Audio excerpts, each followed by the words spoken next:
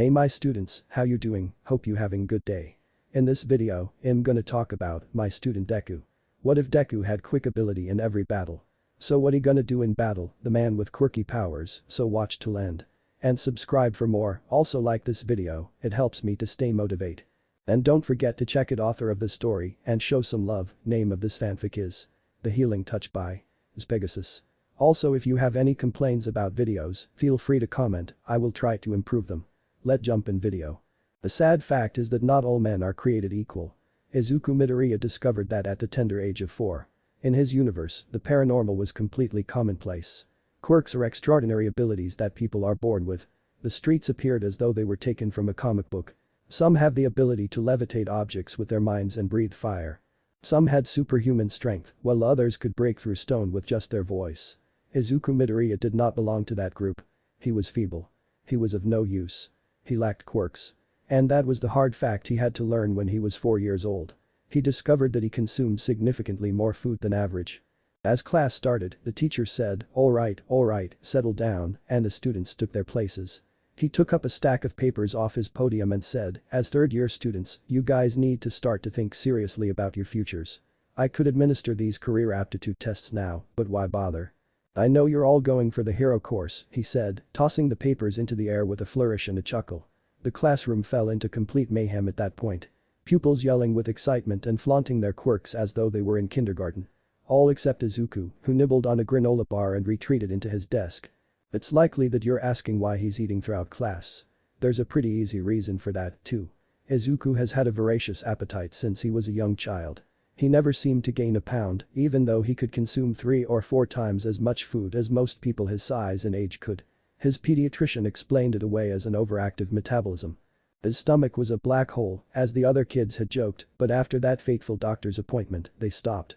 Izuku's teachers initially attempted to convince him to stop eating in class, but eventually they gave up and let him to eat because his howling, screaming, and growling stomach proved to be a greater distraction than his nibbling ever could.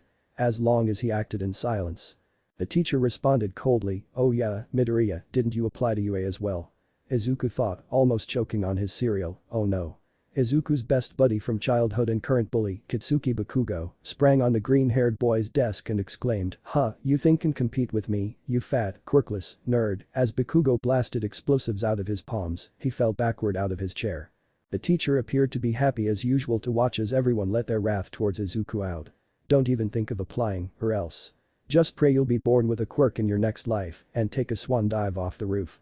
Walking along the road, eating another granola bar with a disappointed expression, Izuku could still hear Bakugo's comments. As he neared a tunnel, Izuku thought, every day is the same, I try as hard as I can, but it's the same result every time. Nobody believes I can succeed, not even my mother, my instructors, or my classmates, Kaken said. Perhaps they're right, perhaps I should just. He abruptly stopped at the tunnel's entrance. Izuku clenched his hand in defiance and thought, no. I vowed to myself that I would not let anyone or anything to stop me. I'm going to be a hero. He smiled as he went through the tunnel and laughed heartily, not realizing that slime was coming up from the utility hole he had just passed. I'm sorry, but without a quirk, you can't become a hero. Izuku didn't care as he strode forward in a fog, having no idea where he was or where he was heading. His idol, All Might, the man Izuku had looked up to beyond everyone else, had dashed his dreams of becoming. Since it was a risky profession to risk your life to protect others, he couldn't really hold the hero responsible for what he'd stated. Not even All Might, the greatest hero and peace symbol, survived it unharmed. But even so, Izuku was at a loss for words since it hurt so deeply. Izuku was startled out of his daze by the sounds of fighting and shouting, which caused him to stop moving. Izuku gazed up absent-mindedly and thought, heroes. Seems like a villainous assault, I guess I strolled here unconsciously. He noticed Death Arms and Kamui Woods, 2 of the heroes he had encountered earlier in the day. Why am I even in this place? Izuku was forced to take a closer look even though his notes were useless and there was nothing he could do. It is not possible. That's the shady character All Might captured earlier. Why is he here? Izuku was horrified to realize that when he grasped the hero's leg, the soda bottle that All Might had imprisoned him in had probably fallen out of his pocket. This is my fault, Izuku trembled uncontrollably. All of this would not have happened if I hadn't gotten in his way, the small child, on the edge of tears, said. He saw the heroes attempting to approach the villain more closely. And when he examined the enigmatic villain more closely, he noticed when he saw his boyhood friend being suffocated by the villain, he yelled out, Kaken. Izuku experienced something unexpected at that precise moment. He saw Bakugo, the lad who had been tormenting him non-stop since they were young, imprisoned in the villain's filthy, strangling hands. He could see the desperation and dread in the blonde boy's eyes. Izuku started sprinting before he even realized what was going on. Sprinting in the direction of the threat and the criminal. Towards a person in need of assistance. "Young man, you can become a hero." Izuku experienced overwhelm. Joy and tears produced of extreme shock gushed from his eyes. The guy who had so brutally and thoughtlessly dashed his dream, All Might, his hero and inspiration, was now here to offer him hope just when he most needed it. "You reminded me what it means to be a hero, and your actions inspired me to move," All Might remarked, his loose clothing draping down around him like drapes. "I deem you worthy of becoming my successor, my quirk is yours to inherit." And Izuku's weeping came to a complete halt, much as when someone turns off a tap. All he could say was huh. Glancing up at his idol, it seemed as though the blonde man had developed a second head and began singing opera. To be honest, given the day he'd had, Izuku wouldn't have been shocked if that had indeed happened. Izuku began muttering and babbling to himself at that point, lost in thought so deep that he had effectively shut out the outside world. But that doesn't make sense, you can't give someone a quirk, it's impossible. I mean, well, it's never been proven you can't give someone a quirk, so I guess it's possible, but the implications, to be honest, it was terrifying. All Might. This kid, what the hell is going on? All Might made the decision to stop a green-haired child talking, since he was babbling on and showing no signs of stopping. He inhaled deeply and got ready to yell, when all of a sudden Izuku's roaring stomach cut him out. Izuku remained silent, his face flushed and his stomach clenched. "Geez," grinned All Might. He extended his hand to the youngster who was kneeling and said, "Sounds like you're pretty hungry. Tell you what, how about we find some place to eat and we talk this whole thing over?" Izuku opened her mouth to speak, but his own stomach severed him. All he did was nod and grasp the hero's hand. After a little while, the two managed to locate Ginkgo's a small and peaceful cafe and secured a private booth near the rear of the establishment. There was something for everyone on the menu. All Might had been served a bacon and cottage cheese sandwich with tuna salad. Izuku achieved everything. Though he didn't order everything on the menu, he still ordered far more than All Might could have possibly eaten in one sitting. He was proven utterly wrong. Izuku was wolfing down a bowl of ramen, having polished off a dish of fried chicken, and was about to move on to a bowl of curry, while All Might could only look in some bizarre combination of amazement, terror, contempt, awe, and envy. Izuku placed the bowl down and finished the ramen when she finally saw All Might's pretty keen look. He turned crimson and drew inside. Izuku found himself staring down at his hands rather than up at All Might, saying, "Sorry, I know watching me eat can be disturbing, to put it mildly. You can move to another table if you want." With some trepidation, All Might responded, "No, it's fine." All Might looked down at the half-eaten sandwich and scratched the back of his neck, saying, "It's my fault for staring, I'm sorry for making you feel uneasy, young Midoriya." With a gentle smile on his lips, his eyes strayed to the left side of his belly before coming back to Izuku. "Honestly, I'm a little jealous, my days of scarfing down huge meals are long behind me," he said. Despite All Might had a peculiar pleasant feeling that he couldn't quite place his finger on. "But seeing you eat with a big grin on your face, I'm not sure why, but it makes me feel better about my situation." All Might's remarks astounded Izuku. People had always described his eating habits as horrible, disgusting, sickening, and just plain wrong. Izuku couldn't help but smile at his hero, and All Might smiled back. All Might started, "Anyway, we're not here to talk about how much you can eat," and then he stopped. The pro-hero strained to ensure that nobody was in close proximity to them. He leaned forward and spoke something in a whisper when he was satisfied. "We're here to talk about you inheriting my quirk." Izuku leaned forward, holding his curry bowl. "I still don't get it. How can you give me your quirk?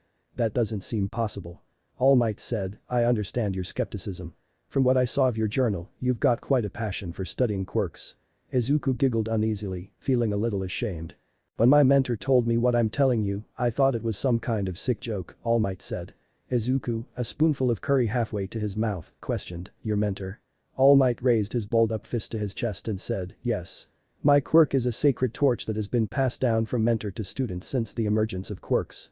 It is the crystallization of each previous user's power, its name." Izuku had the impression that All Might was staring into his very soul, there was a lock-like focus to his eyes. "One for all." Izuku was unable to comprehend the power All Might possessed in those three words, despite their quietness. "One for all," repeated the boy with green hair. A thought suddenly occurred to him. Hold on, if you mentor had one for all too, why haven't I heard of them? Wouldn't they be as powerful and famous as you? Not quite, All Might gestured with a finger up. One for all grows in power with every wielder, and I am the 8th person to bear this quirk. I am stronger than my predecessor, and she was stronger than hers, and you, young Midoriya, will be stronger than me. Izuku was limited to doing nothing but chew his food thoughtfully while staring blankly into space. Before speaking, All Might gave the lad with green hair a minute to reflect. I know it's a lot to take in, and I would never force one for all upon you. You don't have to decide now, but if you accept, meet me at the Gaba Municipal Beach Park 1 week from today, 5 a.m. sharp. A phone call is here. The unexpected sound almost made All Might and Izuku leap out of their skins. A phone call is here. A phone call is here. A phone call is here. Izuku didn't even notice All Might reaching into his own pocket as he frantically reached for his phone as the official All Might ringed and blasted out of it. Izuku blurted out in a panic, his face turning as red as his shoes, sorry. When he eventually managed to get his thumb on the answer button and hold his phone up to his ear, he said, "It's my mom, I mean my phone, I mean her calling my phone." Hello? Izuku. He had to hold the phone away from his ear since he was unprepared for the volume of his mother's voice. "Where are you? I just saw the news, I saw Katsuki and fire and please tell me you're okay." "Mom, don't worry, I'm fine," Izuku remarked in an effort to reassure his mother. "But where are you? Why aren't you home?" Before he could say anything further, Izuku slashed himself. "I'm at a cafe called Ginkgo's. After the police took Villain into custody, I came here with Izuku." "Izuku, who are you eating with?" Izuku trembled in his body, trying desperately to find the right words to speak. "I can't just tell her that All Might and I are eating together, I can't just pretend to be by myself because she will see right through it. You're scaring me, Izuku, please, just tell me what's wrong." Izuku was now drenched with perspiration and unable to speak out of anxiety. "What should I do? How should I proceed? How should I proceed? How do I?" He saw All Might at that moment, gesturing for him to give him the phone. He had no idea how All Might would handle this, but he decided to go along with it, completely overwhelmed by the circumstance. "Hey, actually, he wants to talk to you, I'll hand you off to him right now." After picking up the phone, All Might cleared his throat. "Hello Mrs. Midoriya, it's wonderful to talk to you. Who are you? More importantly, how old are you and why are you taking my son out to eat?" "My name is Toshinori Yagi, I'm All Might's secretary." "The secretary of All Might?" Izuku pondered. "All Might's secretary?" "Yes ma'am, All Might or more accurately Toshinori Yagi," said in a composed and collected tone. "I was at the scene of the incident when All Might saved that young blonde boy. Your son saw me speaking with All Might and started firing off questions. We both got hungry and I offered to get him something to eat." The relief in Inko Midoriya's voice was evident as she said, "Oh, thank goodness. I was so worried. I'm glad to know my little boy's okay." "Why are you like this, Mom?" Izuku asked herself. He was devoted to his mother. He was Inko's entire world and she was his entire universe. Even if her anxieties and fears were, to be honest, not baseless, there were moments when it felt too much. "If it's not too much trouble, could you bring him home soon?" All Might grinned. "Of course, I'll have young Midoriya home, safe and sound." Inko's voice took on a tense tremble that had not been there before. "Oh, and I can pay you back for whatever you spent on Izuku, Mr. Yagi." With a chuckle, All Might remarked, "It's not trouble, ma'am. Your son has been wonderful company, you don't need to give me a single yen." "Are you sure? I know Izuku has a bigger appetite than most boys his age. You probably weren't expecting to spend so much on him." "Truly it's no problem, being the secretary to the #1 hero comes with quite a few perks, which includes a rather large paycheck. I could do this every day for a month, it would barely put a dent in my budget." "Alright then, thank you very much, Mr. Yagi. Can you please hand me back to my son?" With of course, he returned the phone to Izuku. The youngster took back his phone and said, "Mom." "Okay, Izuku, I'll see you soon. Remember to thank Mr. Yagi for the meal." "Okay. Bye, Mom." "Bye, sweetheart." Izuku then put an end to the call. He gave All Might a brief glance and All Might gave him a return glance. They both let out breaths they hadn't realized they'd been holding and sagged in their chairs. "Holy crap, that was really scary," a panting Izuku exclaimed. Even though Izuku had endured bullying for a solid 10 years, the few seconds he spent giving All Might his phone were undoubtedly the scariest and most nerve-wracking of his early life. Izuku hesitantly said, "I hope it's okay with you, but is that your real name?" Before taking a sip of water, All Might answered, "Well, that is my real name." Izuku cast a glance down at the now empty bowl that had once held curry. "I'm sorry you had to tell my mom." All Might comfortedly remarked, "Actually, I thought up the whole All Might secretary cover years ago. It's pretty convenient." With a laugh, All Might replied, "I tell people all the time, so you've got nothing to be sorry for, especially not a caring mother." She just worries about you, and with the way you dive headfirst into danger, I'm not surprised, to an embarrassed Izuku. Are you almost done? With a nod, the child indicated his remaining 3 dishes. All Might summoned the waitress over, a woman with 5 eyes and 4 arms, and paid while Izuku started working on some yakisoba. Okay, I'll take the bill, and then we'll get going. As she bowed fairly assiduously to All Might, Inko remarked, again, thank you so much for taking care of Izuku, albeit she was unaware of this. You're sure I can't pay you back? Standing outside the Midoriya's apartment doorway, All Might said, thank you for the kind offer, Mrs. Midoriya, but I can't take your money. It was a pleasure to meet both you and your son. That's all the compensation I need. With a tall blonde smile, Inko said, oh, you're too kind, Mr. Yagi. Standing behind his mother, Izuku gave a nod of approval. Thank you so much for answering my question. I learned a lot about All Might's agency with you. All Might took out his phone and looked at the time. You're welcome. It was a joy talking with someone so passionate about heroics. As the Midoriya said their goodbyes, Toshinori bowed and began to leave. Well, I'd better get going. Good night, young Midoriya, Mrs. Midoriya. But all of a sudden he was back, rummaging through his pockets.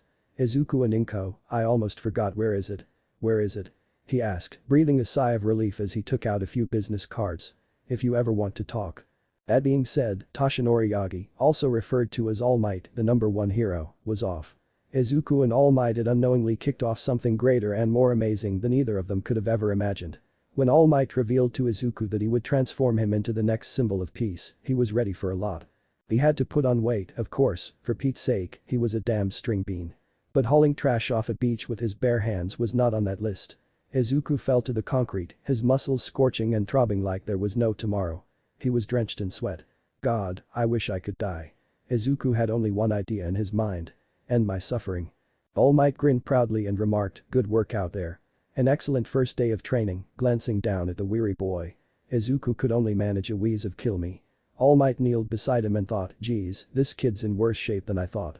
Well, I could do that, or I could take you to Ginko's. Izuku took a time to painfully and painstakingly raise his arm off the pavement. Ginko's, that's the spirit. All Might's hero form exclaimed, sending a booming sound across the beach as he snatched up the child with the green hair and hurled him into his rental pickup truck. Resurrected, Toshinori sat opposite Izuku in the same booth at Ginko's where they'd sat the week before, and he was still in awe of how much food the little child could fit away. Izuku had 6 plates of food in front of him, and his 1 plate of pork and veggie yakisoba looked quite meager. Izuku smiled as brightly as he could, setting down the bowl of katsudon he had just eaten. Thanks for bringing me here again, Yagi. Well, I've got to keep you fed, young Midoriya. If you want those muscles you'll need to start eating more than you're used to, Toshinori said. Izuku pulled out the all-American dream plan that Toshinori had handed and said, oh, that reminds me. Are you sure I'll be ready for the entrance exam if I follow this? Rubbing the back of his neck, Toshinori admitted, honestly, I'm not quite sure. I mean, I'll have you ready for UA's entrance exam, guaranteed. But with how much food your body needs, it'll be a bit of trial and error before we have a finalized plan. He gestured to the piece of paper Izuku was clutching. What you're holding is more of a tentative schedule, not the final plan. Izuku gave a nod and resumed eating. Izuku gave Toshinori a puzzled look as he dug through his pockets and shouted, oh, almost forgot.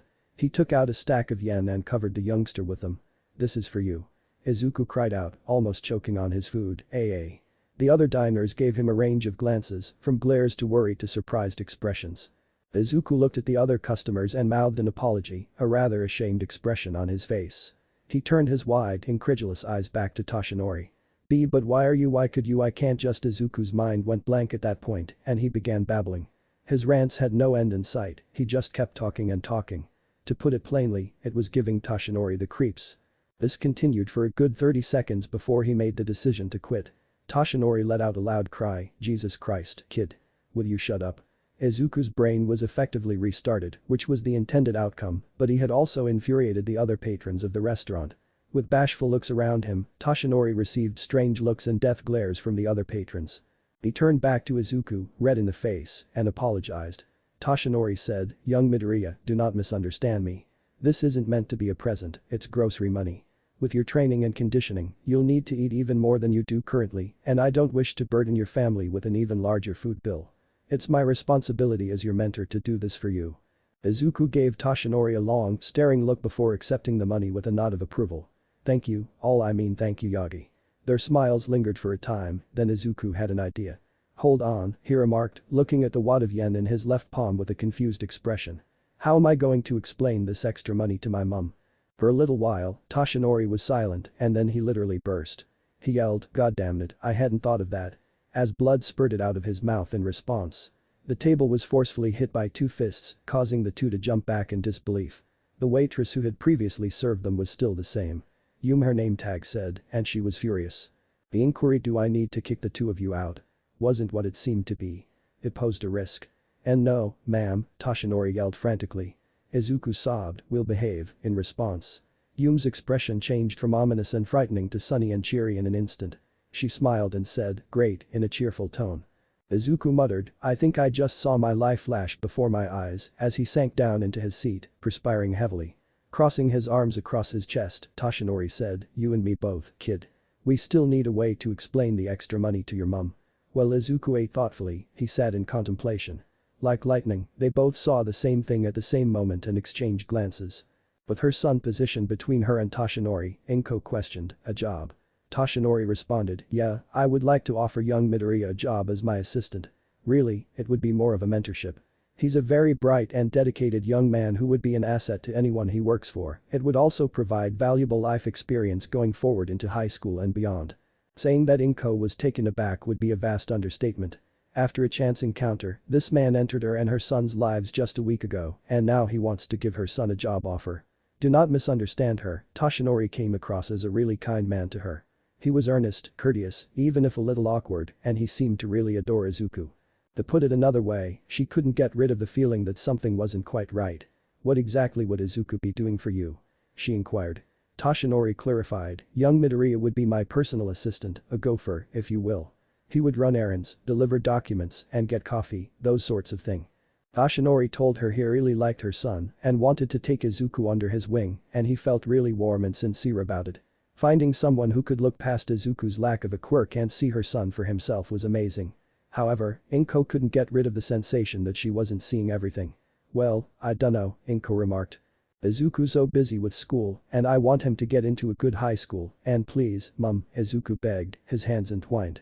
Stunned by Izuku's audacity, Inko stared at her son and Toshinori, who were staring at her eagerly. "Izuku," she murmured. "You really want to do this?" The boy with green hair nodded. "More than anything," he answered, grinning as much as he could. And it was the reason she broke. She was unable to. It was no longer possible for Inko to sit here and dash her son's hopes like that. Like what her greatest regret in life had turned out to be. She let out a sigh, lowered herself into her chair, and smiled at Toshinori and Izuku. "Alright, Izuku, you can take the job." "Wahoo." Izuku literally leaped with excitement. As Inko looked on, he animatedly began to speak with Toshinori. The reason Inko's life had purpose was witnessing her son's genuine happiness. She couldn't quite put into words the kind of happiness that filled her heart when she saw Izuku grin. As Inko started to make dinner, she thought, "I can't believe I was worried." Toshinori happily accepted her invitation to remain for dinner when she extended it. "Izuku will benefit greatly from this, I'm just too accustomed to it." Inko made the decision to attribute her lack of understanding on years of constant worry about her son. Besides, what could possibly go wrong for a secretary's assistant? Izuku had been training with All Might for a little more than a month, and he was, to put it mildly, improving. Even though All Might wasn't anticipating any miracles, he was nevertheless taken aback by how much of a twig Izuku was at first.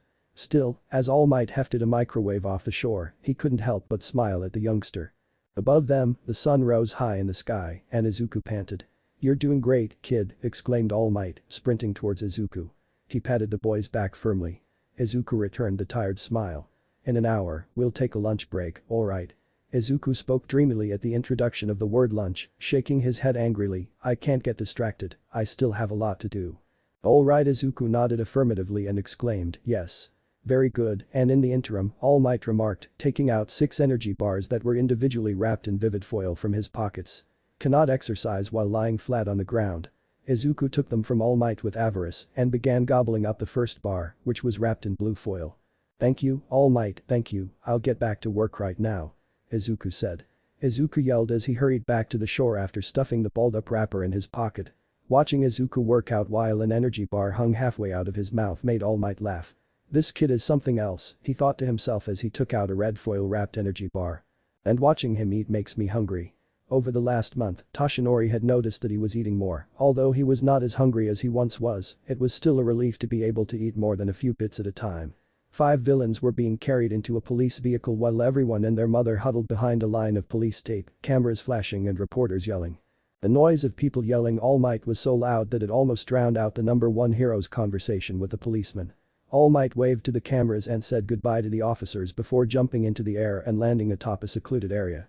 He quickly looked around to make sure no one was nearby before deflating in a cloud of steam. He screamed, "God damn it," as he stretched his sore muscles. Reaching for his phone, he thought, I used up all my time in one go, can't seem to catch a break. Let's see how far it is to the train station, maybe I can make in time too. His thoughts came to an abrupt stop when he finally saw the time. 3:15 2:15 p.m. All Might almost dropped his phone to the floor as his body trembled from staring at the screen. No fucking way. 15 minutes sitting on a table in his pants, Toshinori yelled, I gained 15 minutes. Recovery girl said, looking a little irritated, I heard you the first time. And just because it's after hours doesn't mean you get to yell at the top of your lungs. Sheepishly massaging the nape of his neck, Toshinori pulled himself in. Sorry. As recovery girl proceeded to check Toshinori's test findings, she groaned and said, so, you're positive that your time limit is increased? As I already stated, I changed exactly at noon and didn't change back until 3:15. I am positive that my time restriction rose even if I was off by a few minutes. She glanced at her clipboard and said, oh, that makes sense. Since I last visited you, you've gained weight, had an increase in white blood cell count, and you don't have the same vitamin and mineral deficiencies. Overall, you're in better health. You're not calling me fat, are you? Grinned Toshinori. With a lifted cane, recovery girl wanted to swat him. Aha. I apologize profusely. She lowered her cane and glanced back at the chart in her hands, and Toshinori quickly apologized, heaving a breath of relief. Look, I'm not complaining about being healthier, I just want to know why, she said. Recovery girl looked up at Toshinori and said, clearly you've made some changes to your routine that's having a positive impact on your health. Whatever it is, keep it up. In a few months, at this rate, you'll begin to resemble a healthy human being. The blonde man leaned closer and said, but that's the thing, I haven't changed anything. I follow the same schedule that I always have. And by routine you mean doing a bad job of taking care of yourself overall, being foolish, and overworking yourself.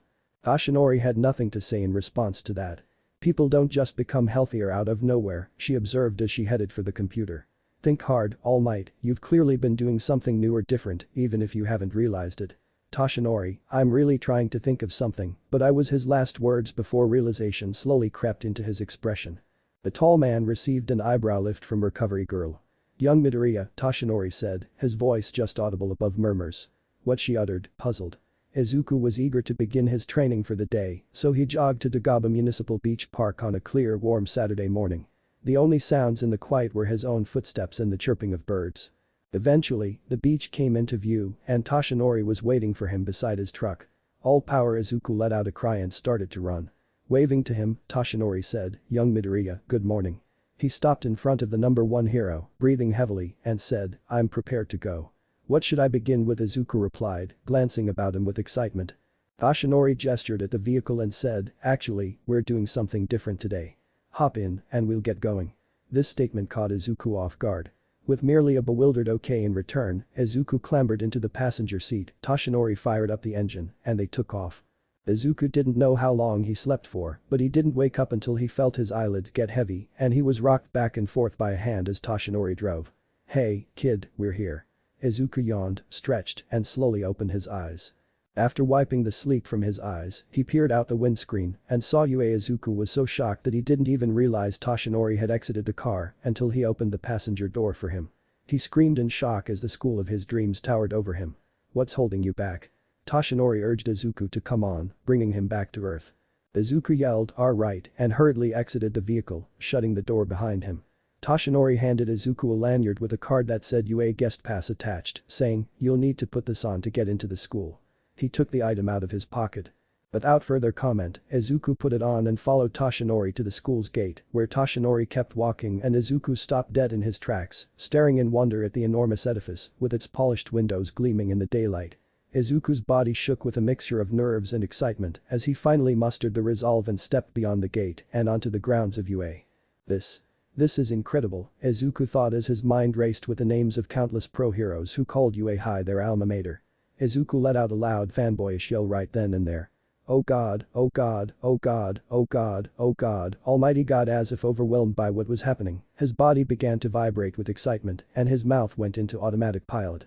When Izuku eventually saw Toshinori standing at the door with a big slightly sly smile on his face, his train of thought was abruptly cut off. I can't believe it.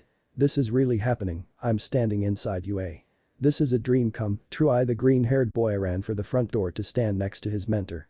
Izuku scratched the back of his neck, blushing bright red with humiliation, but his grin did not go from his face. Sorry, All Might, Izuku said to herself. Toshinori opened the door and came inside, Izuku trailing behind. It's fine, young Midoriya, he remarked. To be honest, my first time here, I had a relatively similar reaction. I will always remember the moment I first saw this location. Izuku, already flushed, couldn't help but smile at his mentor's remarks. The two then strolled around the halls in quiet as Izuku took in everything around him, noting the school's, to put it mildly, absurdly huge doors and not being able to help but wag his eyebrows at them. Izuku thought absently, must be for students with mutant quirks that make them really big. After a while, they came to a door of a standard size. Toshinori knocked and a voice responded, come in. He opened the door to find the UA nurse's office, where the nurse was seated. Good morning, All Might, she said, turning in her swivel chair to face her visitors. What's up with you? She grinned and replied. Izuku went white as a sheet and stiff as a board, thinking, what? Toshinori put his hand on Izuku's shoulder and comforted her, saying, young Midoriya, it's okay. She knows about One for All and myself. At Toshinori's remarks, Izuku suddenly relaxed and released a breath he hadn't realized he'd been holding. Toshinori gestured to the nurse and gave a slight cough to get Izuku's attention. Young Midoriya, I'd like to introduce you to a friend and colleague of mine. Healing girl, you're the youthful heroine. Recovery girl, Izuku interrupted Toshinori with. It's an honor to meet you, ma'am, he added with a slight bow. I have thoroughly read about you. Now, there's no need to bow, Recovery girl exclaimed, getting up from her chair and extending her hand to Izuku. And you have to be Izuku Midoriya, you're such a gentlemanly young man. It seems sense that All Might chose you to be his heir. Recovering girl's sweet comments made Izuku blush. Thank you. Let's get started, stated Recovery girl, gesturing with her cane to one of the exam tables. I'll need you to undress down to your pants. What? I apologize. Hold on, I'm confused, what are we doing here exactly? Toshinori and Recovery stared at Izuku, who blinked in surprise. After a beat and a brief period of silence, oh my god, I forgot. Toshinori let out a stream of blood as she shouted. Idiot, Recovery girl slapped him across the back of the head with her cane. It was you who brought him here, didn't you? I meant to, I really did, Toshinori said defensively. I was going to tell him during the drive over, but then he fell asleep and I didn't want to wake him up, and when we got here snapping, Recovery girl squeezed the bridge of her nose, inhaled deeply, and turned to face Izuku. I'm so sorry for All Might, Midoriya, he can be a real dunderhead at times, Recovery girl said. Just as Toshinori was ready to respond, Recovery girl shot him a sharp glance. Recovery girl grinned and added, anyway, we're just here to do a physical, check your vitals, and see how your training's been going. Alright, but don't laugh, Izuku replied, her face flushed bright red. His statement confused Toshinori and Recovery girl until he took off his shorts and showed his All Might boxers. Taking it in stride, Recovery girl had seen more than her share of students wearing official pro hero pants. In contrast, Toshinori was hunched over, clutching his sides and gasping at the sight of his apprentice's selection of pants. I apologize. I was unaware that they were made for children of your age, he tried to stifle a laugh. After delivering him a quick stare and a blow to the head with her cane, Recovery girl set about giving Izuku his physical. All in all, you're a very healthy young man, Recovery girl stated, looking over her notes as she sat on her chair with her clipboard in hand. She had checked Izuku's height, weight, and vitals. Izuku said, stuttering a smile, thank you. And All Might says you have quite the appetite. Yes. And that you're quirkless. Izuku looked downcast at his feet and did not say anything. Recovery girl realized her error and apologized profusely, saying, oh, I'm so sorry, darling. I can't believe I said that so carelessly, please forgive me if I hurt you. Izuku's voice was little and grave, no, it's fine. I've had to live with it since I was 4. I'm accustomed to it. With empathetic eyes, Recovery girl approached him and said, even so, this world can be cruel to individuals who are different. It used to be people with quirks, and now it's people without them. I can't even begin to imagine what it was like when they called with the test results. Examination outcomes, Izuku uttered, perplexed. The results of the lab tests to determine if you had a quirk or not. Recovery girl arched an eyebrow at him. Well, they didn't have to call, they showed me and my mum the x-ray with a menacing edge to her voice, Recovery girl remarked, wait. Are you telling me that all they did was take an X-ray of your foot to look for the unnecessary joint?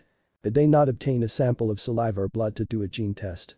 She was shaking so much with wrath by now. With trepidation, Izuku turned to face Toshinori and mouthed the word help, but the towering man just shrugged. Yeah. Yes, Izuku mumbled. Recovery girl's anger vanished from her form for a split second. Those dumbass. Until, with a scream of pure hatred and rage, she flung her clipboard against the ground. It's unbelievable that they allowed this to occur. If doctors refuse to do their jobs, what kind of world will we be living in? I swear, I'll call whoever X-rated you as soon as I get my hands on them. Excuse me. Izuku put his hand up, seemingly asking a question, and Toshinori was visibly quaking with fright as recovery girl came down from her wrath. I'm a little perplexed. What's causing your upset, said Izuku. Let me explain, while having the superfluous pinky joint means you are less likely to develop a quirk, it doesn't guarantee it, said recovery girl, sighing and pinching the bridge of her nose. It is thought that 5% of those without the joint are quirkless, whereas 30% of those with the joint develop a quirk. They didn't even contemplate conducting a DNA test, she thought as she moved over to pick up her broken clipboard. They ought to have their licenses withdrawn and be placed under arrest for malpractice. Well, even if that is true, I'm pretty sure they were right, Izuku said with sadness. I tried and tried as hard as I could when I was a kid, but I couldn't do anything close to my parents' quirks. With his attention on his pinky toes, he cast a downward glance and said, I really am quirkless.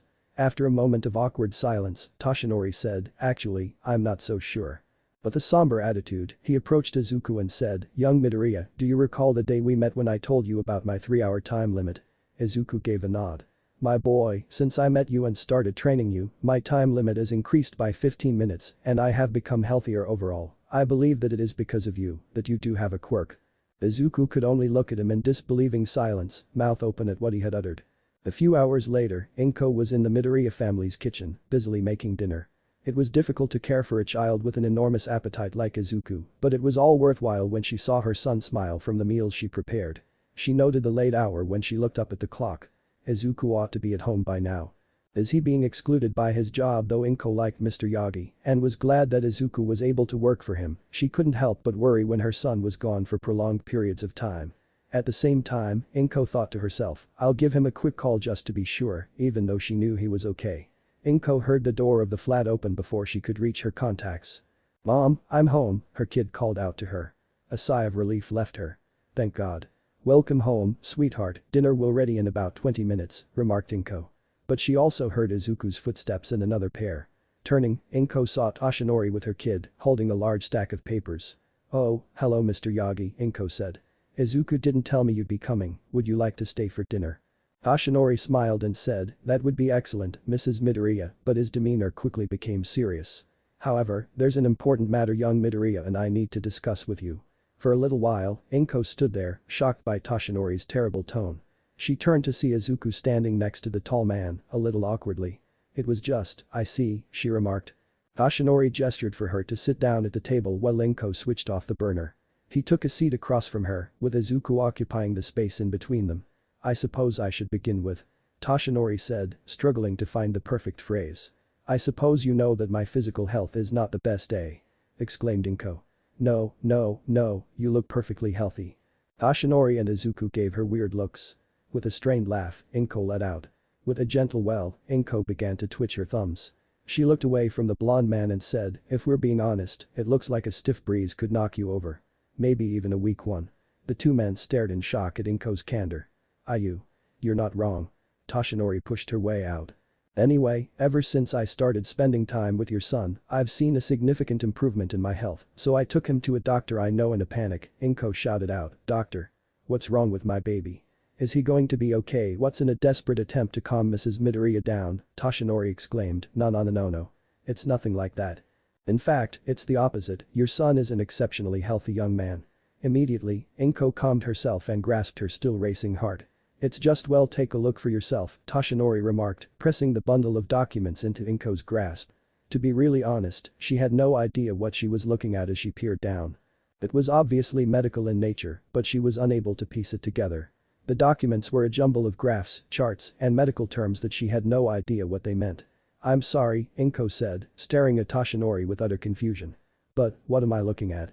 He opened his mouth to say something, but Mom was severed from my Izuku. Having exchanged words for the first time since the start of the talk, Inko and Toshinori turned to face Izuku. He refused to look up at either adult, instead glancing down at his lap. Izuku started, the doctor, she did some tests and she found out that Ii's fatty tears began to spring up in his eyes. As she extended her hand to console her kid, he turned to face her and Inko paused. It was a moment that would live on in her memory forever. A grin. The biggest, brightest, happiest smile Inko had ever seen in her life was on Izuku's face. Izuku was so happy that fat tears of delight streamed down his cheeks and words could not begin to express how happy he was. It was amazing to watch her son so joyful, something she had never witnessed before. Mom, I have a quirk. As Izuku spoke those things, she was unable to respond. I have a quirk. I've always had a quirk, Izuku said, raising his hands to hold back his tears. I have a quirk that heals people. She didn't care that her chair clattered to the floor when Inko got up so suddenly. Izuku, her son, her sweetheart, her baby, was all that mattered to her at that moment. Izuku. She said, throwing herself at her kid and giving him a crushing hug while shedding happy tears in her own eyes. He held her back without saying anything, his tears soaking through Inko's blouse. Her son was the only thing that mattered to her, therefore she didn't mind. They were crying the happiest tears they had ever known and they didn't care how long they stayed that way, hugging each other. Inko was on the phone and Izuku and Toshinori were busy cleaning the dishes from supper that night. After waiting for a few minutes for the operator to transfer her, she was so excited that she was virtually bouncing up and down. Izuku thought to himself as he mechanically scrubbed a plate, I guess it makes sense. He turned to face his mother and said, this is really important news, of course he needs to know. Despite the broad smile on her face, he couldn't help but see that she was also anxious and sad. But how do I respond to him? I'm not even sure when I last spoke with him. Izuku gazed at the dish he was holding, his own reflection gazing back at him. I hardly even remember his appearance. Young Midoriya. The sound of Toshinori's voice made him jump. With a sponge saturated in soap in hand, the blond man inquired, are you alright? I'm fine, of course. Why wouldn't I be? Izuku answered, flashing a glaringly fake smile. Toshinori looked at him with disbelief. Izuku laughed nervously and returned to the dishwashing.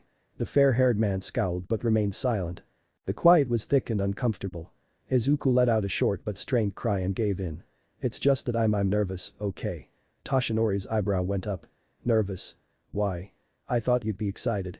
I know, but Izuku said quietly so that Inko wouldn't hear her. I can't remember the last time I talked to my dad. Toshinori's wide eyes gazed at Izuku. He remained silent. He was at a loss for words. Toshinori eventually moved after an unpleasant period of quiet, putting a consoling hand on Izuku's shoulder and smiling reassuringly. Hey, Toshinori uttered. It's going to be alright.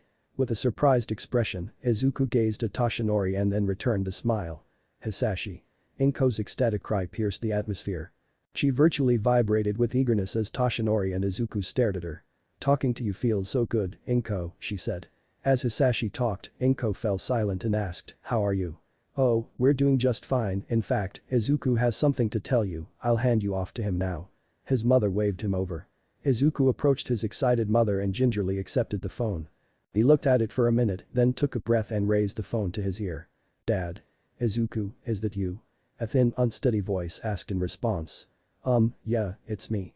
Huh, well you sound, different. Guess my little man's growing up.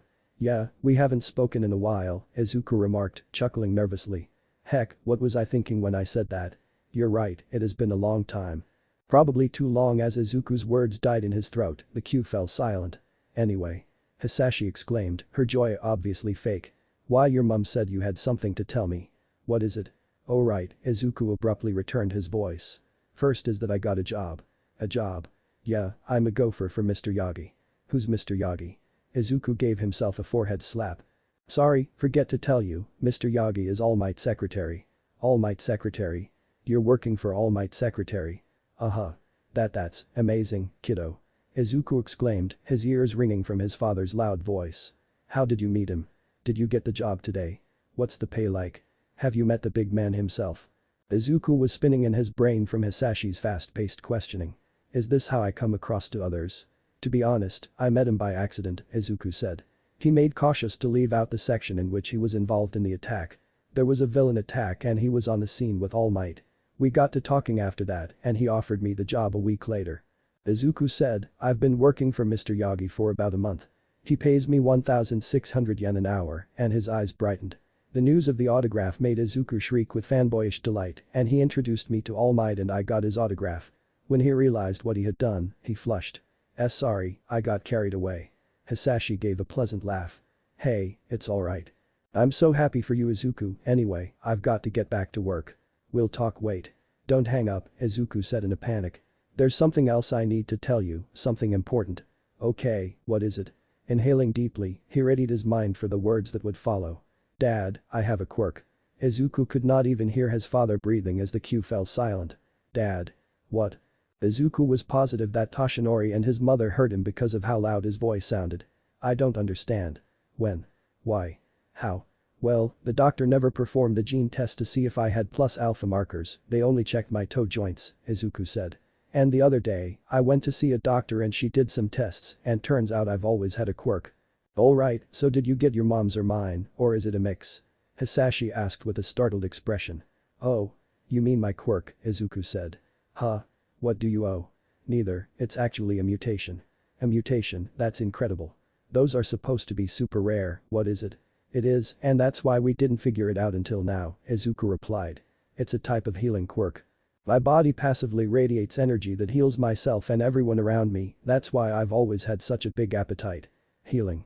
That's amazing, what are you calling it? I actually haven't come up with a name for it yet. Well, make sure to call me when you do. Izuku grinned. I will. I've got to get back to work, but there's one more thing I need to say. What is it?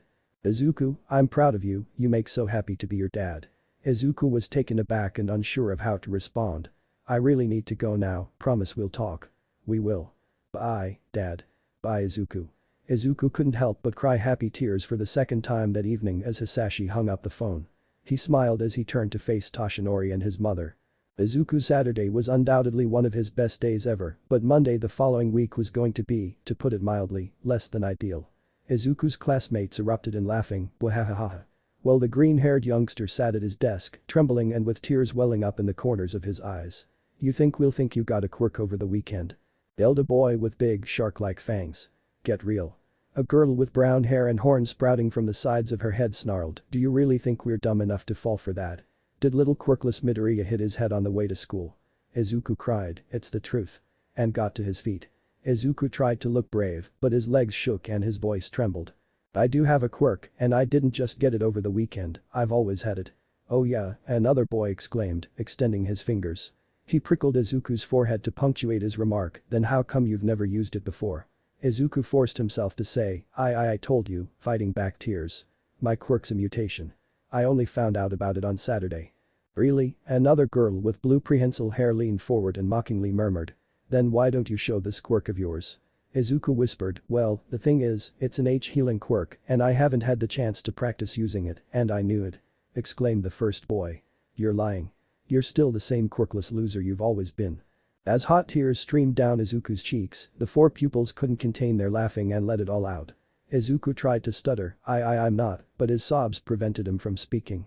I'm not a sniff I'm not the teacher responded, okay, that's enough, after he was done writing on the chalkboard. He turned to face Izuku and said, class is about to start, so settle down and take your seats. And Midoriya, you shouldn't make a habit of lying. Now sit down or I'll have you stand out in the hall. Izuku tried in vain to erase the tears that were streaming from his eyes as the other four kids proceeded to their desks. The instructor ignored him. Itsuki Bakugo was seated a few desks away, his feet firmly planted on his desk. He had been observing the classmates, or extras as Bakugo called them, out of the corner of his eye and listening carefully to Izuku's interaction with them, though you wouldn't see from his posture or manner. Bakugo took one more look at Izuku's weeping, quivering form before focusing entirely on the teacher and the whiteboard in front of it. With a stubbornly neutral expression, Bakugo thought, nerd had it coming. What was his thought process when he announced that he had developed a quirk? Bakugo could only scowl while the rest of the class laughed at Izuku's tears. Fools. You're all extras because you notice small details like DEKU. Bakugo reminded himself, at least, I can't afford to get caught up with him, he'd only drag me down. A month or so ago, Bakugo came to the realization that any interaction with the green-haired boy, Izuku, was pointless, and he began to steer clear of the boy entirely. The fact that his revelation arrived on the same day the sludge villain attacked him was merely a coincidence. Bakugo hadn't required saving, and especially not from someone like Izuku, therefore he didn't owe Izuku anything, and he hadn't ceased tormenting him as a means of paying Izuku for saving him. Izuku eventually controlled his emotions and refrained from crying as the teacher began their morning lecture. Izuku, his eyes still crimson, glanced around the class before looking up at the teacher. Obviously, they didn't trust me, Izuku reflected as he took his notebook out of his backpack. They have no justification. I've always been the child with quirks. Why would that suddenly change? Izuku tried to focus on the lecture, but his hazy eyes prevented him from seeing well. I wish I could, he said, turning to face his desk and recalling that lift-lid desks were utilized at Eldera Junior High. Show them. All of a sudden, he had an idea, a terrible foolish notion, but if it succeeded, Izuku would have to admit that he was a quirk. Izuku rose up, his chair shrieking in response, and put his school supplies back in his backpack. All gazes in the classroom were fixed on him. The instructor let out a moan. Midoriya, what did I say about Izuku was not listening, though. He reached up as high as he could to lift the desk's lid, then planted his left index finger firmly on the metal frame. His pupils and teacher looked at him with confusion. Izuku inhaled deeply before using all of his strength to shove the lid down. Izuku was in pain, and everyone else was shocked as they all screamed. Holy fuck! Exclaimed a pupil. Izuku clenched his jaw and lowered the cover once more, but he was able to hold back his cries. The instructor gazed at him, perplexed by what he was accomplishing. Midoriya. What the hell are you doing? Izuku raised the lid once more without responding to his query. I clasp. Clasp. Not clasp. A clap. Liar. Clap. Clap. Clap. Clap. Clap. Clap. Slam. Before removing the lid from the desk, Izuku gave it one last tap on his finger. He raised his left arm to show off a purple finger that was broken, bruised, and bleeding. Izuku was in excruciating discomfort and had trouble breathing. The entire class was hushed as they focused on him. Izuku steadied himself with a long breath and focused on the power he knew he possessed. I'm certain it's out there. All I need to do is. Izuku suddenly started to glow, a vivid green aura surrounded him, becoming brighter and brighter as the seconds ticked by. Bring it to light. Izuku shone so brightly that everyone in the classroom had to cover their eyes. As the light went out, the students observed Izuku standing at his desk, gripping a perfectly good finger and panting like he had just finished a marathon. With a triumphant smile on his fatigued face, he glanced at each of his classmates and then the teacher. As I mentioned earlier, I had a quirk. Izuku fell to the ground, thudding heavily on his desk. Holy fuck. The teacher said, stop saying that. He gestured to the pupil who had just finished speaking. Run to the nurse and tell her Midoriya collapsed. He said, right away, and shot out of the classroom. You too, Izuku's neighboring students were pointed out by the teacher. Help me carry Midoriya to the nurse's office. The teacher took hold of Izuku's legs as they nodded and each grasped one arm. The remainder of the class watched in stunned silence as all of this was going on. Izuku was being dragged to the nurse's office and everyone's looks were the same. Gaping. Aside from one. Bakugo's eyes, filled with so much anger and hate, were fixed on Izuku's unconscious corpse. He clenched his teeth and his body trembled. Bakugo's hands clenched so tightly around his desk that his knuckles became white. It was a wonder he hadn't blown the desk apart or crushed it. Deku, he thought to himself, ignoring the noise from his classmates. You fat, lying nerd, you're going to get killed, I swear. Izuku couldn't help but smile as he made his way from school. Granted that he had fallen victim to his first ever active use of his quirk, but was it really worth it to prove to the world how mistaken they had been? He ate Nurse Ito's bento after waking up, even though it embarrassed him, and then he scarfed down her container of lollipops that she kept for the students. He apologized a lot and said he will bring her a new jar of lollipops and a bento tomorrow. Even so, Izuku felt unstoppable, and nothing could ever make him feel less confident. Deku. Before Izuku could say anything, someone grabbed his collar and pushed him up against a wall. Izuku was confused, but he recognized Bakugo right away. When Izuku's intelligence returned, he opened his eyes to find Bakugo, his expression twisted into a vicious mask of hatred and wrath. Under Bakugo's intense glare, Izuku thought to herself, shaking and perspiring, I've never seen Kaken this mad. How on earth could that happen to him? KK Kaken, was all Izuku could manage. What are you? Bakugo snarled, shut up, you fat nerd. Izuku stood motionless. For how long? Bakugo asked in a hushed, detached tone. How long have been lying to me, you bastard? Izuku yelled out, Kaken, I have no idea what you're talking about. Bakugo said, Quirkless, which confused Izuku. Bakugo launched a furious tirade at Izuku, saying, you said we're quirkless. But you've had a quirk this whole time, you little shit stain. His eyes were flaming. Really, I thought I was quirkless too, Izuku squeaked, his voice full of horror. He was trembling and sweating more than he had ever before, but Bakugo's hold on him remained unwavering. I only found out I had quirk on Saturday, I don't even have a name for it. For a brief while, not even the birds could be heard chirping. Bakugo inhaled deeply. He spat fine and released Izuku. The boy with green hair fell to the ground. "You fat nerd, keep lying and telling everyone that shit story," Bakugo scowled, staring down at Izuku with contempt. "But I know the truth." With that, Bakugo turned and left Izuku trembling on the floor. He paused after taking a few steps and pivoted. He eventually turned to leave Izuku alone, saying, "Don't think this changes anything. Quirk or no quirk, you're still Deku, always have been, always will be." Izuku balled himself up, tears forming at his eye corners. He took out a granola bar and began to eat, but the food was bland. "Damn it." Pointing her chopsticks at Toshinori, Inko remarked, "He comes home and tells me collapsed at school from using his quirk, I can hardly believe it. I swear, every week he finds a new reason to make me worry." Izuku cried out, "Mom," with chopsticks stuck halfway between his mouth and plate. "Don't say it like that. It's embarrassing."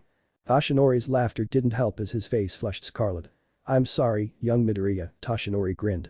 "But she's right, you always seem to be doing something to fret over." Izuku flushed bright crimson, and Toshinori and Inko both laughed.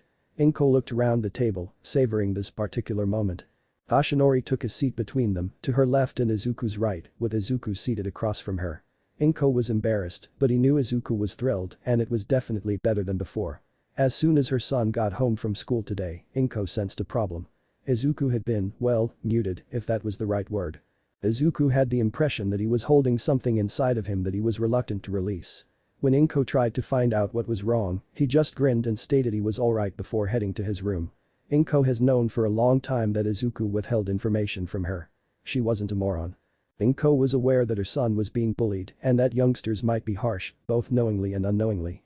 She had made several attempts to persuade Izuku to talk about what happened when she wasn't there, but he never did. Rather, she made the decision to be his pillar of support, encouraging him in all of his endeavors. As soon as he entered his room, Inko made the decision to do whatever it took to please her kid. Izuku's favorite food was katsudon, which was the initial course of action. Although Izuku enjoyed a wide variety of foods, katsudon was his favorite. Every time they had it for supper, it would lift his spirits. Toshinori was the next step, despite having just recently met a month prior, Toshinori and Izuku had already developed a close relationship. Though Inko thought she had failed, the man offered her son hope. She pretended to invite him over, saying that being around Izuku was beneficial for his physical health. However, the true reason she'd invited him was that Izuku's mental health was improved by being with Toshinori. Inko couldn't help but worry even while Izuku and Toshinori discussed how their days had gone. Izuku's self-confidence had much improved as a result of meeting Toshinori, landing a job as a gopher, developing a sudden interest in bodybuilding and exercise, and learning about his quirk, yet something wasn't quite right. All of this seemed too abrupt to be a coincidence, and she was still having problems thinking that Izuku was managing his job, school, and exercise regimen. Inko knew Izuku possessed the missing piece, but she still felt as though something was missing from the picture, something that would make everything obvious as day. "Mom," Izuku murmured. "Are you okay?" Breaking out of her reverie, Inko saw that a concerned expression had appeared on her face. "Oh, I'm okay," she murmured in a low voice. "I was just wondering if you're going to start collapsing on a regular basis, I'm not sure my heart could take it if you did." Izuku blanched and Toshinori burst out laughing. They fought politely over her statement and Inko grinned. "I guess it's okay for the time being," she said to herself. "It makes my baby happy and he's kept secrets before," Inko reasoned, deciding not to investigate further just yet. Recovery girl, Chiyoshu Zenji, was busy cleaning up after her dinner later that evening in another portion of Musatafu. She had just finished washing the dishes and put them on the drying rack. She was wearing a gray sweatpants and white blouse. Her cell phone rang out of nowhere. Rehab girl glanced at the time. Who could it be, she wondered at this hour. Recovery girl grumbled in frustration as she glanced at the caller ID. Obviously. "Hello, All Might," she said while taking a call. "Good evening recovery girl. Sorry to disturb you at such a late hour." Recovery girl remarked, "It's okay," as she made her way from the kitchen to her office. "Did you overdo it again and need to see me?" "What, no." Shinori cried out, looking a little hurt. Believe it or not, it was young Midoriya, he used his quirk at school and ended up collapsing. He's fine now, but it's concerning. With a moan, recovery girl pinched the bridge of her nose. "I swear, that boy is too similar to you for his own good. Bring him to me tomorrow and I'll look him over." "Thank you. Good night recovery girl." Recovery girl hung up, saying, "Good night All Might." Recovery girl glanced at her cluttered desk as she replaced her phone in her pocket. She took up the file of a quirkologist named Yuma Tsubasa, who had incorrectly declared Izuku to be quirkless. How on earth, she wondered as she looked through the file. Is it possible for a qualified quirkologist to forget to take a DNA test? It is customary practice. Recovery Girl had demanded more like push to obtain their identity in order to have their license revoked as soon as Izuku told her about his doctor's failure to do the DNA test. Izuku had been pleased to give her the name of Dr. Tsubasa, but he had also informed her that he was sadly no longer with us. Captured while shopping with his grandson, Sora, she reasoned as she took out the police report she had printed out. Suspects were apprehended and declared guilty, but no bodies were ever found. Both thought to be deceased. She pointed out that the day following All Might's battle with All For One was the date the missing persons report was submitted. Recovery Girl's brow furrowed as she studied every document she had dug up about Yuma Tsubasa. Someone, no, a monster with the power to steal quirks, is killed in a fight to the death, and the very next day a quirkologist disappears into thin air, not a trace of him or his grandson to be found. This must be a coincidence, that much is certain. However, she retrieved a glass and a bottle of whiskey from her desk's bottom drawer and poured herself a glass. Something seems off. As Recovery Girl sipped her nightcap, she thought sadly, I can feel it in my bones. Both Recovery Girl and Izuku were staring at each other.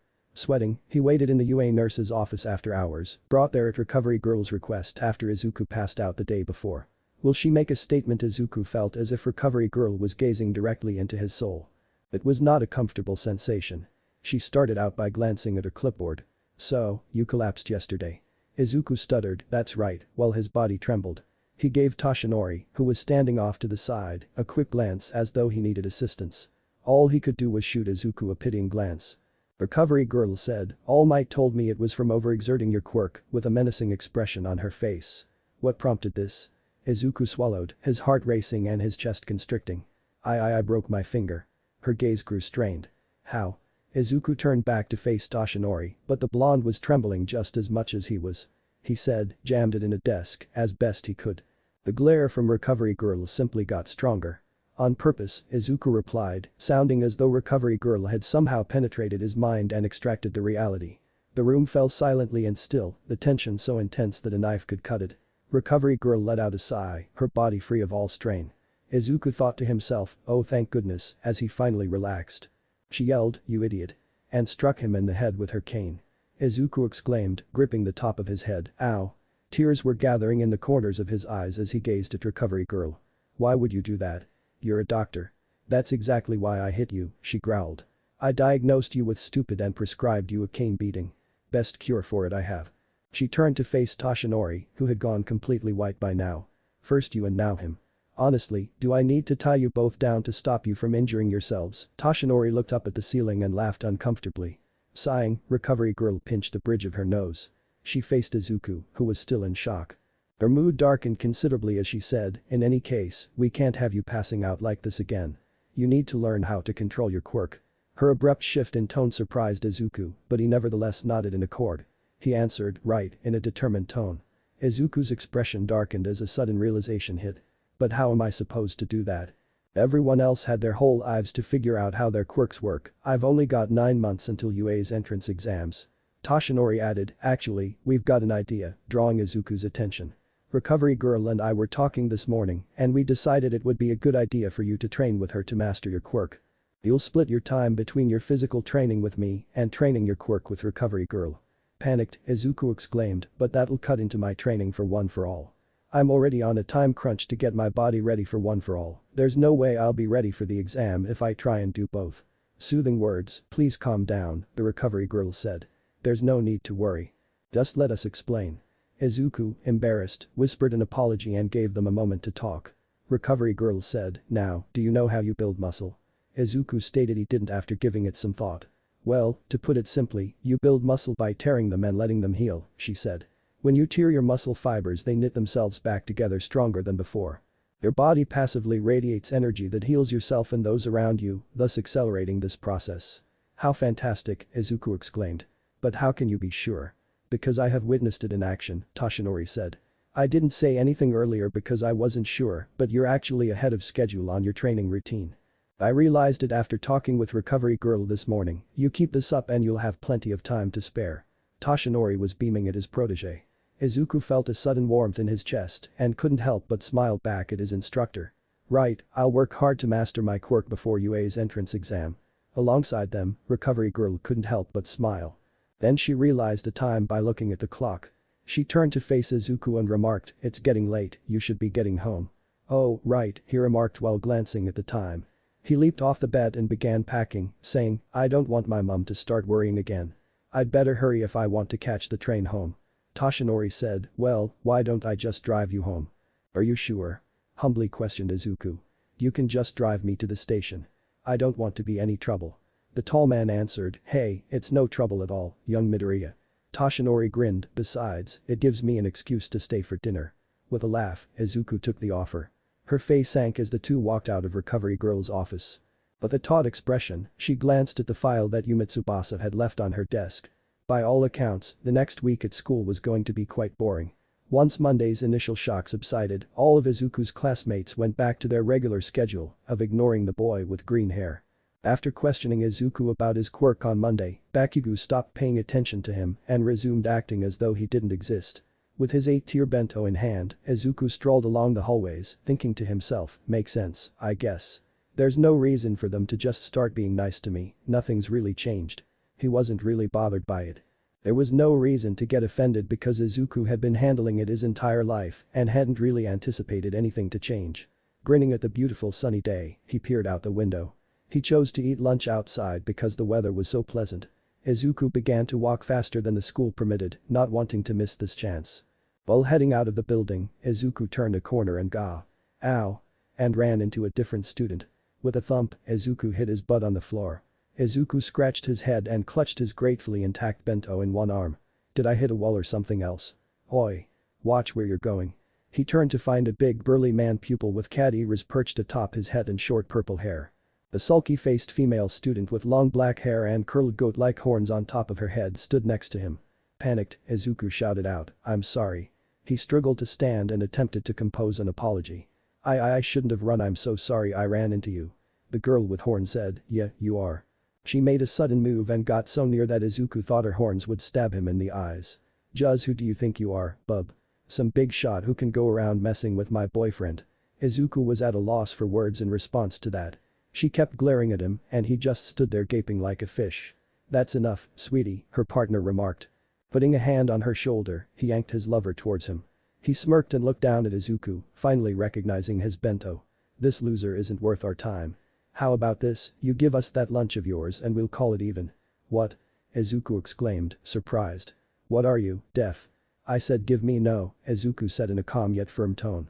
The two students were in disbelief and were staring at Izuku with wide eyes, as if they couldn't believe what had transpired.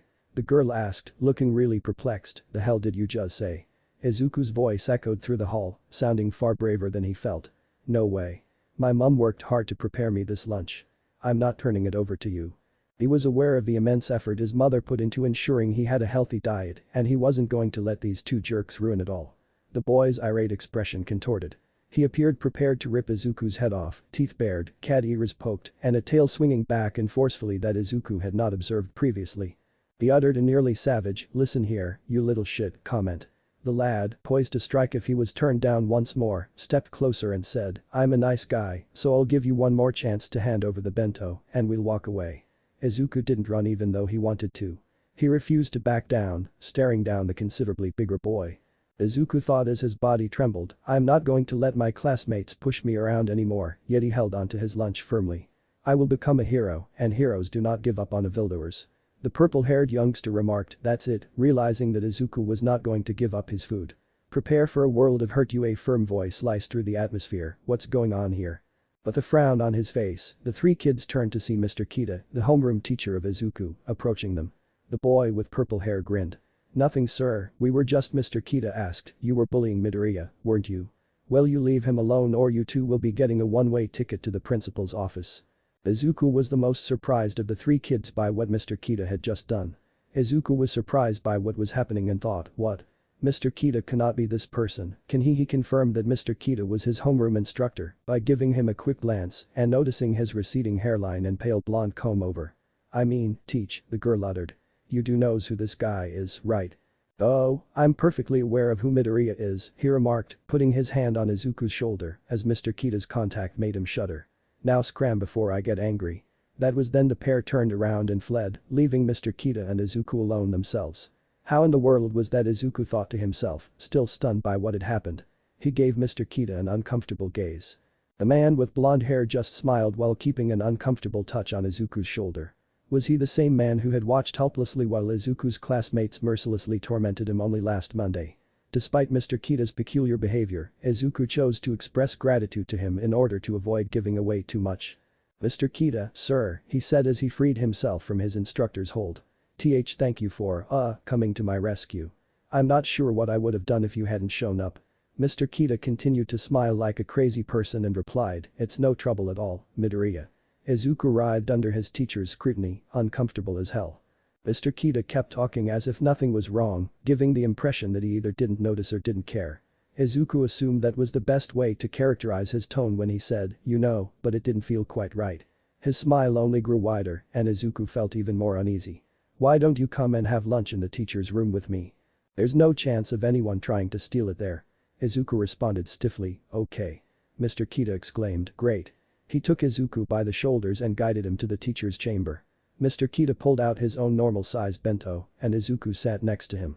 For the next few minutes, they ate in quiet while other professors went about their daily business around them, some glancing at them, but otherwise ignoring them. "So, Izuku." The boy with green hair almost choked on the sound of his own name. He pivoted and gazed intently at Mr. Kita, maintaining his beaming expression. The teacher said, "You don't mind if we call you by your given name, do you?" He hesitantly answered, You can call me Izuku if you want, so as not to offend his teacher." "Excellent," Mr. Kita exclaimed, his smile growing even larger as he seemed to be unaware or indifferent to the fact that Izuku had failed to respond to his inquiry. "You know, have I ever told you that you're one of my favorite students?" I am?" a bewildered Izuku exclaimed. The same man who had allowed his peers to use him as a punching bag and personal stress ball, and who had watched them make fun of and belittle him, was now telling Izuku that he was his favorite pupil. "Of course you," Mr. Kita laughed, giving Izuku a chill down her spine. "You're so smart and polite and considerate, why wouldn't you be?" Before proceeding, he took a sip of his coffee. "I tell you, Izuku, you've got a bright future ahead of you. You've got a sharp mind and a drive to succeed, everyone will be dying to get their hands on you when you graduate." Izuku was not listening to Mr. Kita as he continued talking. He was immersed in his own universe, trying to make sense of what on earth was happening. Izuku had to acknowledge that Mr. Kita was treating her in a pleasant way, but it was really odd and startling. He had always been treated like the apple of Mr. Kita's eye, but Mr. Kita and all his teachers had been willing to very much ignore him. Izuku thought to herself, "I guess I should be happy. I think most students would kill for this kind of opportunity, but this 180 degrees shift in mindset feels wrong." At last, he heard Mr. Kita call his name, Izuku, which startled him out of his daze. "Huh," murmured Izuku. "Are you alright? You had a really weird look on your face. Need me to take you to the nurse's office?" "And no, I'm fine," he stammered out, clearly uncomfortable. Without really bothering to read the time, he cast a fleeting peek at the clock and said, "I just spaced out for a second. This has been really fun, Mr. Kita, but I should get back to class before next period starts, Mrs. Hamasaki's pretty strict." Mr. Kita grinned. "Well, we should do this again sometime, Izuku." The sound of his first name emerging from Mr. Kita's mouth made Izuku shudder. Sure, but can I ask you a favor, please just call me Midoriya when we're in class." With a sickeningly sweet tone, the teacher responded, Sure, don't want them to think I'm giving you special treatment." "Gee great, I'll see you later Mr. Kita," Izuku stammered as he stood up and hurried out of the teacher's room before it closed. Mr. Kita returned to his lunch after glancing briefly at the door. That went well, he thought, totally unaware of the anguish his student was feeling. Izuku was driven to Recovery Girl's residence the following morning for his first instruction in how to control his quirk. They came to the conclusion that they couldn't simply bring Izuku to UA without raising red flags, for fear that a student or teacher might notice him and start asking questions they didn't want to respond to. As Toshinori pulled up to Recovery Girl's house, he said, "This is where we are." The building was a single-story garden-fronted structure in white and blue colors. Turning to Izuku, Toshinori unbuckled his seatbelt before continuing. "You sure you want to start today? I can take you home if you're not feeling well." Maintaining the routine he began yesterday, Izuku remarked, "I'm sure. I'm feeling much better today." After lunch with Mr. Kita, he'd been in a bit of a daze that had continued until after dinner, and Toshinori and his mother had noticed. When they inquired as to what was wrong, he had lied and claimed to be sick in order to avoid bringing up his teacher's strange behavior. Toshinori had volunteered to reschedule Recovery Girl's first class, and Inko had suggested he go to bed early and requested him to stay at home today. Izuku was able to persuade them that all he needed was a restful night's sleep after some back and forth. Toshinori was doubtful, knowing full well that Izuku had a tendency to overwork himself. At first, he arched an eyebrow, but then sighed and gave up, choosing to put his protege's judgment on hold. He exited the truck first, and Izuku soon after, holding his yellow rucksack. When the blonde man came on the door, Recovery Girl, decked out in a bright pink Miu Miu, welcomed him. She had taken out the syringe hairpin from her hair and replaced her syringe cane with a regular wooden cane, but her hair was still in its usual bun. "Good morning, you two," she grinned. "Good morning, Toshinori, the Recovery Girl," she answered. Izuku said a little stiffly, "Hello Recovery Girl. It's a pleasure to be here. Thanks for agreeing to train me." Izuku was the target of Recovery Girl's suspicious glance. She squinted her eyes and said, "All Might told me you weren't feeling well yesterday," which made Izuku shudder. She tightened her grip on her cane and said, "I don't need to give another dose of stupidity medicine, do I?" "And no ma'am. The first dose cured me of my stupid," Izuku chuckled nervously. Another caning was not what he was in the mood for. Grinning, she released her hold on her cane. "Splendid, now come inside and grab a drink and then we'll start working on your quirk." After guiding them to the living room, Recovery Girl motioned for them to have a seat. She remarked, "I'll bring us some tea," and then she entered the kitchen. Izuku took a seat and glanced down at his hands, which were perspiring. He turned to see Toshinori seated across from him, a consoling expression on the blonde man's face, and asked, "Nervous?" "Yes, somewhat," Izuku answered. "But I'm also really excited, this quirk, my quirk, I've barely scratched the surface of what it can do. If can master it in one for all, then there's no doubt that I'll become a hero." Toshinori agreed with a warm smile. "I'll bet. I'm excited to see what you can do with it, that is if you can use it without passing out."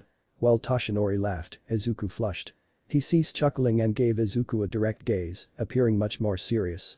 "But I have been meaning to talk to you about something that's been bugging me. Why did break your finger at school?" Whoa, Izuku pondered, having been dreading the prospect of this talk.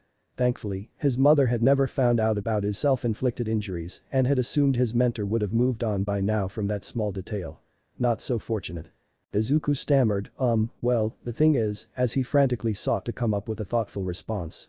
He continued for about 30 seconds before Toshinori looked at him and let out a defeated sigh. Izuku, shame and guilt etched on his face, wrenched his gaze from Toshinori's and stared at the ground.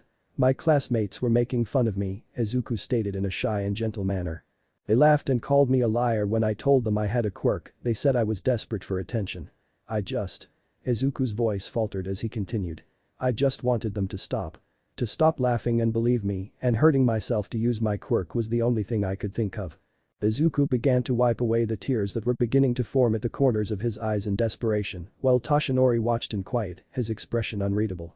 "I know it was stupid and petty, but I couldn't stand it," Izuku stated. He silently stared at the ground, his entire body tinged with guilt.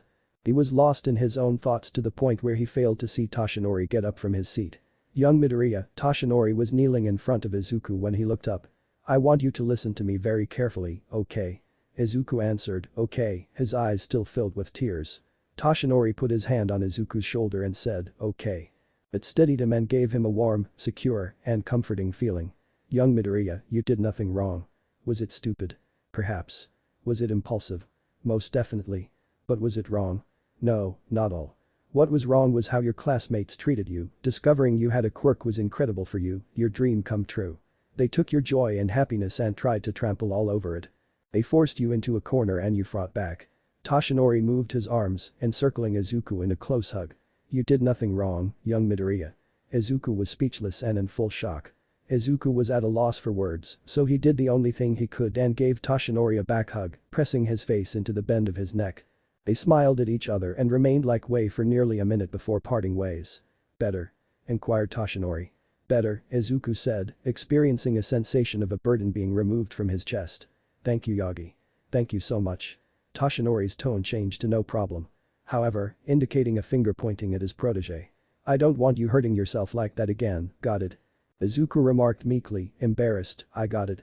I promise not to break my bone on purpose again, hero's honor." Recovery Girl stood smiling beside the door between the kitchen and living room, holding a tray, as Izuku and Toshinori were having a heart-to-heart. Though she hadn't intended to listen in, she couldn't help but break up their moment. "All Might, I never saw you as the parental type, but even we can make mistakes," Recovery Girl reflected to herself. She came in carrying a big tray of rice balls and a pot of green tea, waiting for Toshinori to return to his seat. As she filled each guest's cup with tea, she apologized for the delay and explained, "I had misplaced the tea." "That's alright," Izuku answered. He snatched up a rice bowl right away and nibbled into it. This is really good. Did you make these?" Recovery Girl said, "They're store-bought actually. My local supermarket makes them fresh every day. Now, we need to discuss how we'll be going about training your quirk." Izuku gave a nod. He reached into his backpack and pulled out a pencil, hero analysis for the future no. 13, and his journal. He leaned forward just a little bit, eager to hear the heroine tell all. Recovering Girl grinned at Izuku's zeal. "Now, I'm assuming you know how my quirk, heal, works, right?" "Naturally," Izuku replied, his expression brightening.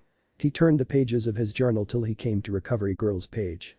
"You can use your quirk to heal broken bones in seconds, but it uses up the patient's stamina. You accelerate the body's natural healing abilities by kissing them." He pulled out his journal to reveal a crude drawing of Recovery Girl along with other notes. She gave a nod. "Correct, from the tests we've done it appears your quirk works on a similar principle, using the body's energy to accelerate the natural healing process.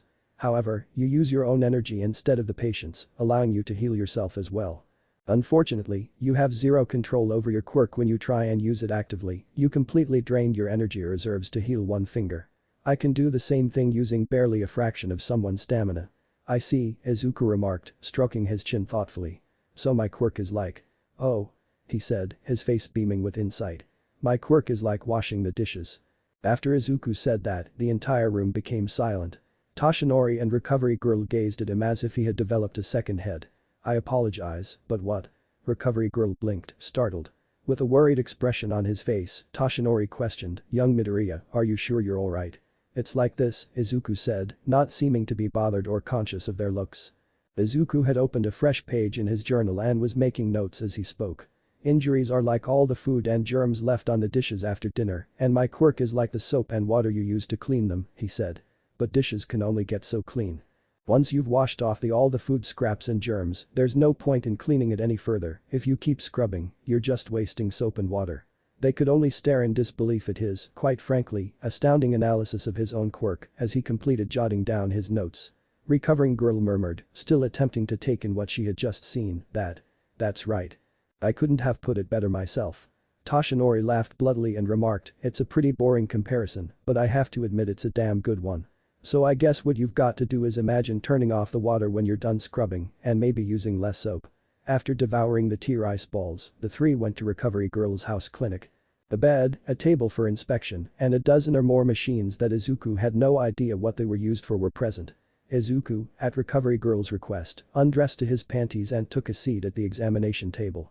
She brought over a big bowl of gummies and hooked him up to a bunch of gadgets that he had no idea what they were meant to accomplish.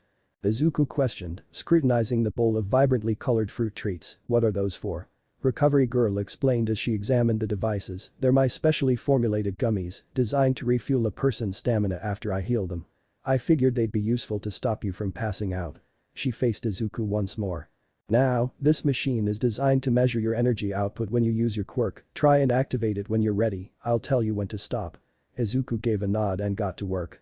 He tried to relive the Monday feeling, concentrating on it. He thought, come on, I know it's there," as he attempted to seize the power he had previously invoked. "I can do it again because I did it before." He reached deep within, grasping for the strength he knew he possessed. His resolve strengthened, his focus heightened, and a bead of sweat appeared on his brow. Unfortunately, though, nothing came of it, the sensation, the amazing feeling of using his quirk, would not surface. Izuku exhaled and turned to face Recovery Girl. "Anything?" he inquired, sounding almost imploring. She apologized, but there was no change. He uttered, almost in a whisper, "Damn it." Izuku refused to look up at anyone else as he cast his attention to his feet. "Well," Recovery Girl said, her expression disagreeable. "You were injured the last time you used it actively, perhaps if you were injured again you could use it." "What?" Toshinori cried out, his mouth gushing blood. "You want to hurt him, are you crazy?" Recovery Girl smacked him hard on the head with her cane, saying, "Of course not." She groaned, the same uncomfortable expression returning to her face. "I don't like the idea of hurting the boy either. Lord knows I'm not going to break his bones. But, if it's the only way for him to use his quirk right now." They turned to face Izuku, who had an intense look on his face and said, "Let's do it." He was obviously not going to back down. She let out another sigh. "Excellent," she remarked. As Recovery Girl opened a drawer and took out a scalpel, Izuku gave it a nervous glance. "Please, hold out your hand." Izuku obeyed her request after nodding. As recovery girl slid the scalpel across his palm, he gritted his teeth. Until the blade pierced the skin, her aged hands remained steady and accurate. Although the cut wasn't too deep, it was sufficient to extract blood. His expression was anguished as he glanced at his bloodied palm. "Let's get started," he decided. Izuku closed his eyes and reached inside, concentrating on his hand's anguish and his need to make it well. Come on," he exclaimed, knowing that he had the power within of him. The same energy shot through his body as he grasped onto it. It's here, I've stopped." His body lost energy as his eyes sprang open and he released his grip. Izuku's hand was fully healed when he gazed down at it. He turned to face recovery girl, who was gawking at the monitors with a slack jaw and felt a wave of fatigue and hunger wash over him. "What the hell?" she cried, tossing the bowl of gummies at Izuku, who began gobbling them down without thinking.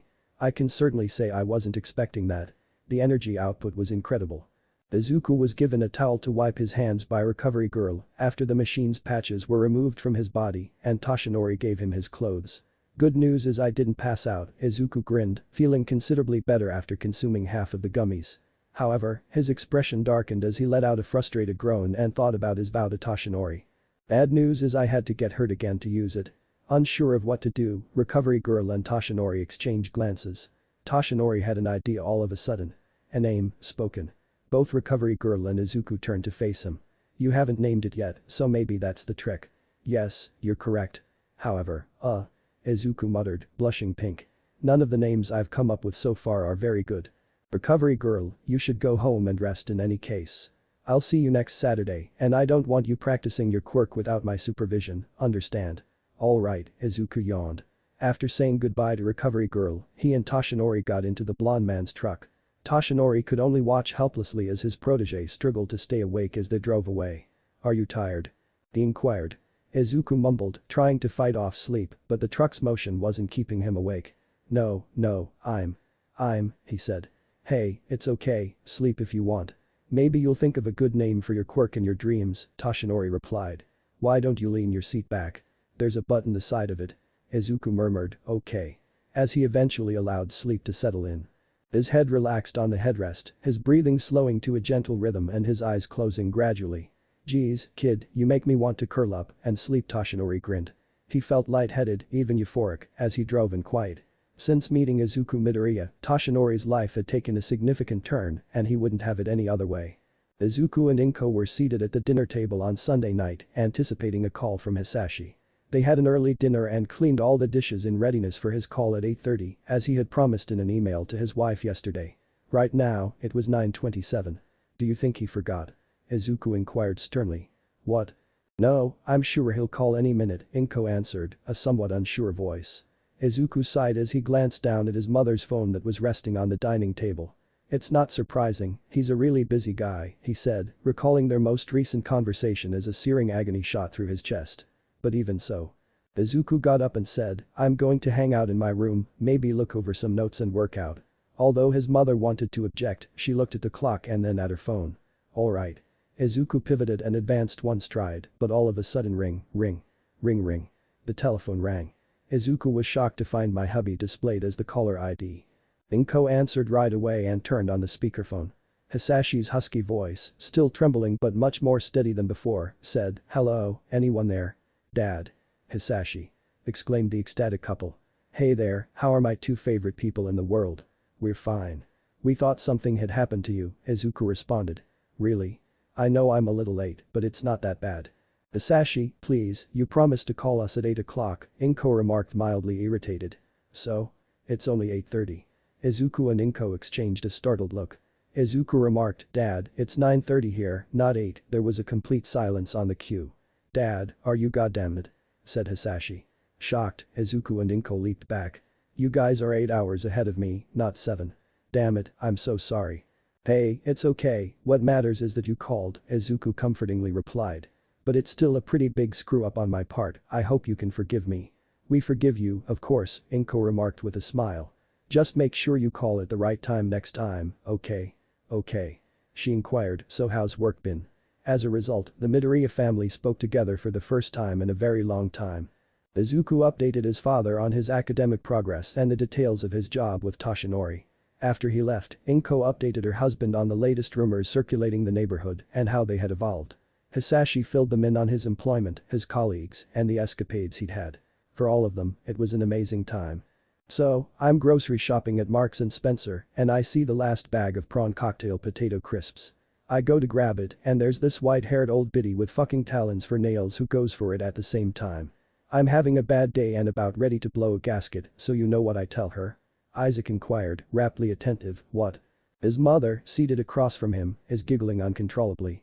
I tell her give me the damn bag you old hag, you'd die trying to open it anyway.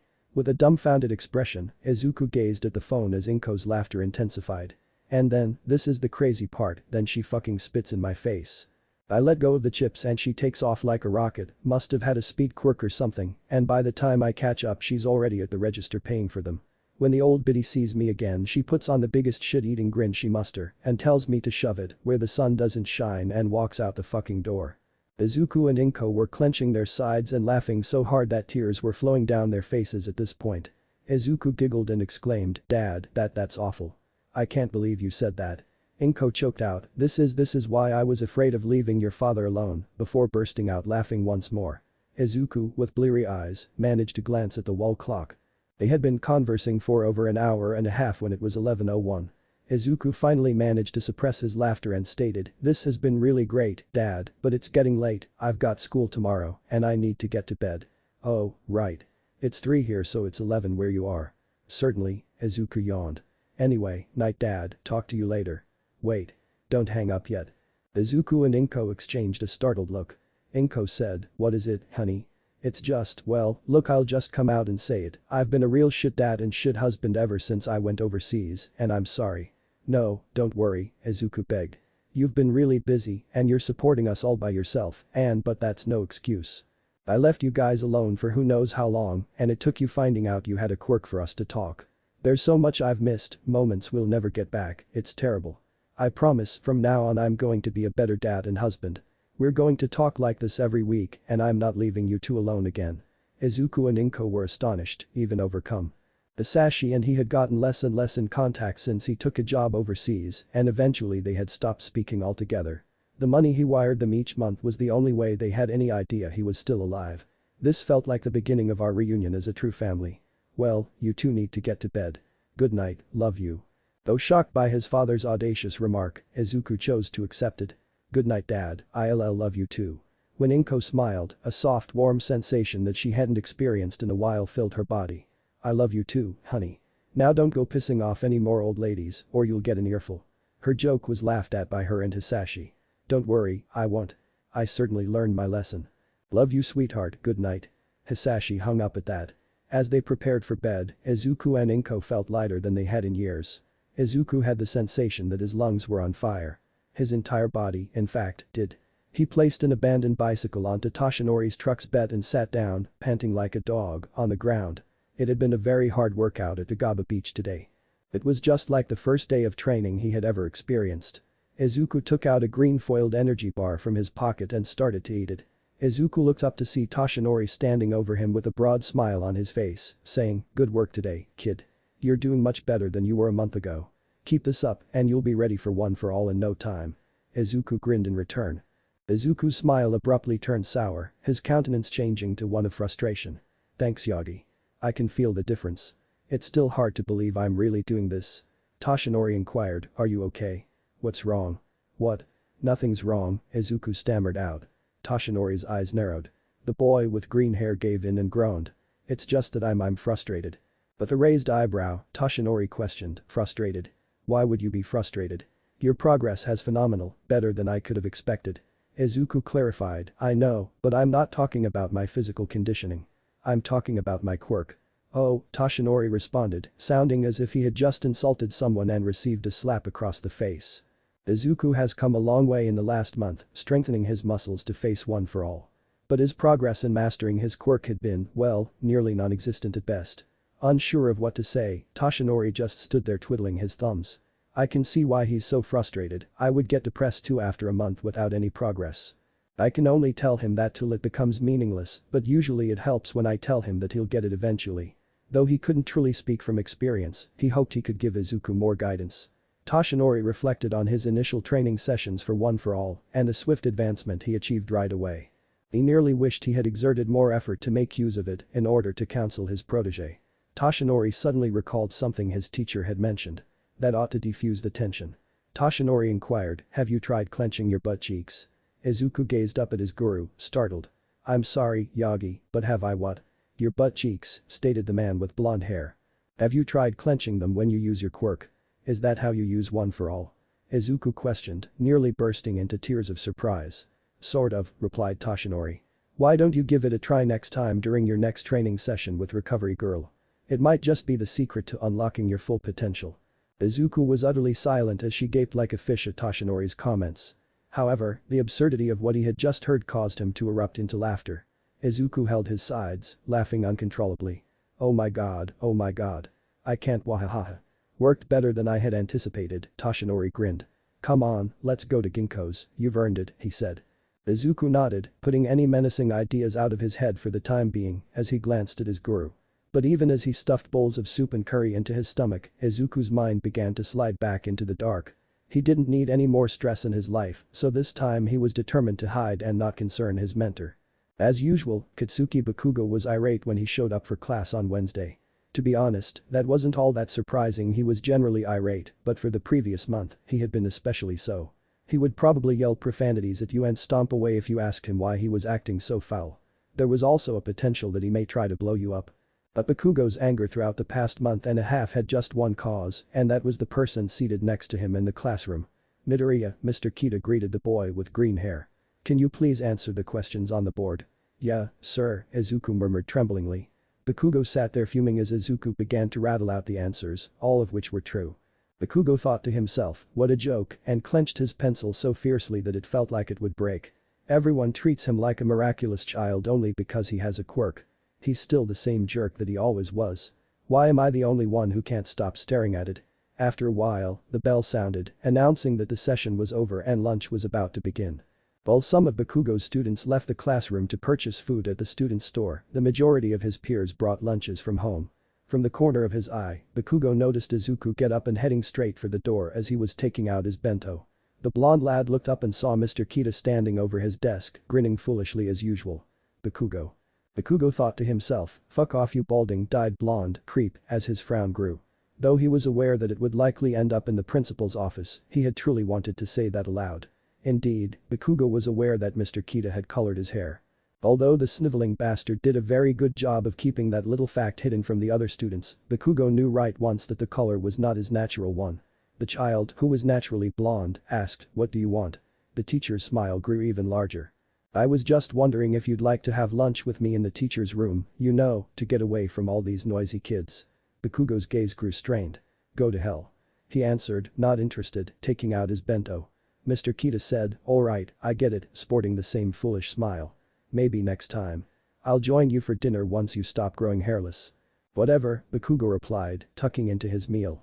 There was a little extra bounce in Mr. Kita's stride as he left the classroom.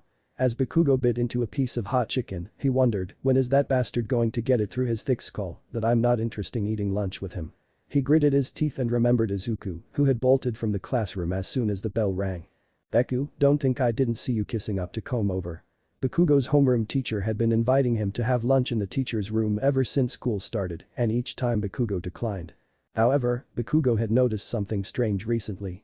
Although Mr. Kita's lunch invitations were still annoying and damnably regular, they were becoming less frequent, which Bakugo was grateful for. However, Bakugo also noticed that as Mr. Kita invited him less and less, he was becoming a hell of a lot chummier with Izuku. Pissed. He. Off. "You believe that simply because you've recently begun to display your quirk, you're unique? You're not correct, though. You've always been the same obese loser." Though he scarcely tasted his food, Bakugo thought to himself. "Deku, I've discovered your ludicrous scheme. Just before the UA entrance exams, you pull off the pretense of being quirkless while laughing at me and everyone else. This is all done to make you the center of attention and make you everyone's favorite, sweetie. Makes me feel ill. Not even with that dumb quirk of yours will you get admitted to UA. You cannot defeat me." Bakugo bit into the air with his chopsticks, raising them to his lips. His eyebrow went up. The fuck. As he looked down, he realized that during his mental rant, he had inadvertently consumed his meal. With a growl, he shoved his bento box back into his backpack. Bakugo got out his math textbook and began studying, thinking to himself, your stupid fucking plan won't work, you're not getting into UA, Deku. There wasn't anything more he could do. Bakugo was positive that Izuku's plan would fail, and there was no doubt that this was some kind of plot the small weasel had concocted. When Izuku claimed to have just found out about it on Saturday, Bakugo initially didn't believe him, and he didn't believe it any longer. At least it was what he told himself, it was the only reasonable conclusion. Bakugo didn't want to consider the implications of the other option, therefore that had to be what occurred. Izuku, bewildered and frustrated, silently gazed at his hands. What am I not doing right? Why is my quirk out of control? Izuku felt that yesterday's training session with Recovery Girl had been yet another failure. Once more, she had to make a cut on his flesh in order for him to activate his quirk. Although he'd become ever so slightly more adept at controlling the amount of energy he used, he'd made no headway in isolating particular body parts and was still limited to whole body aura.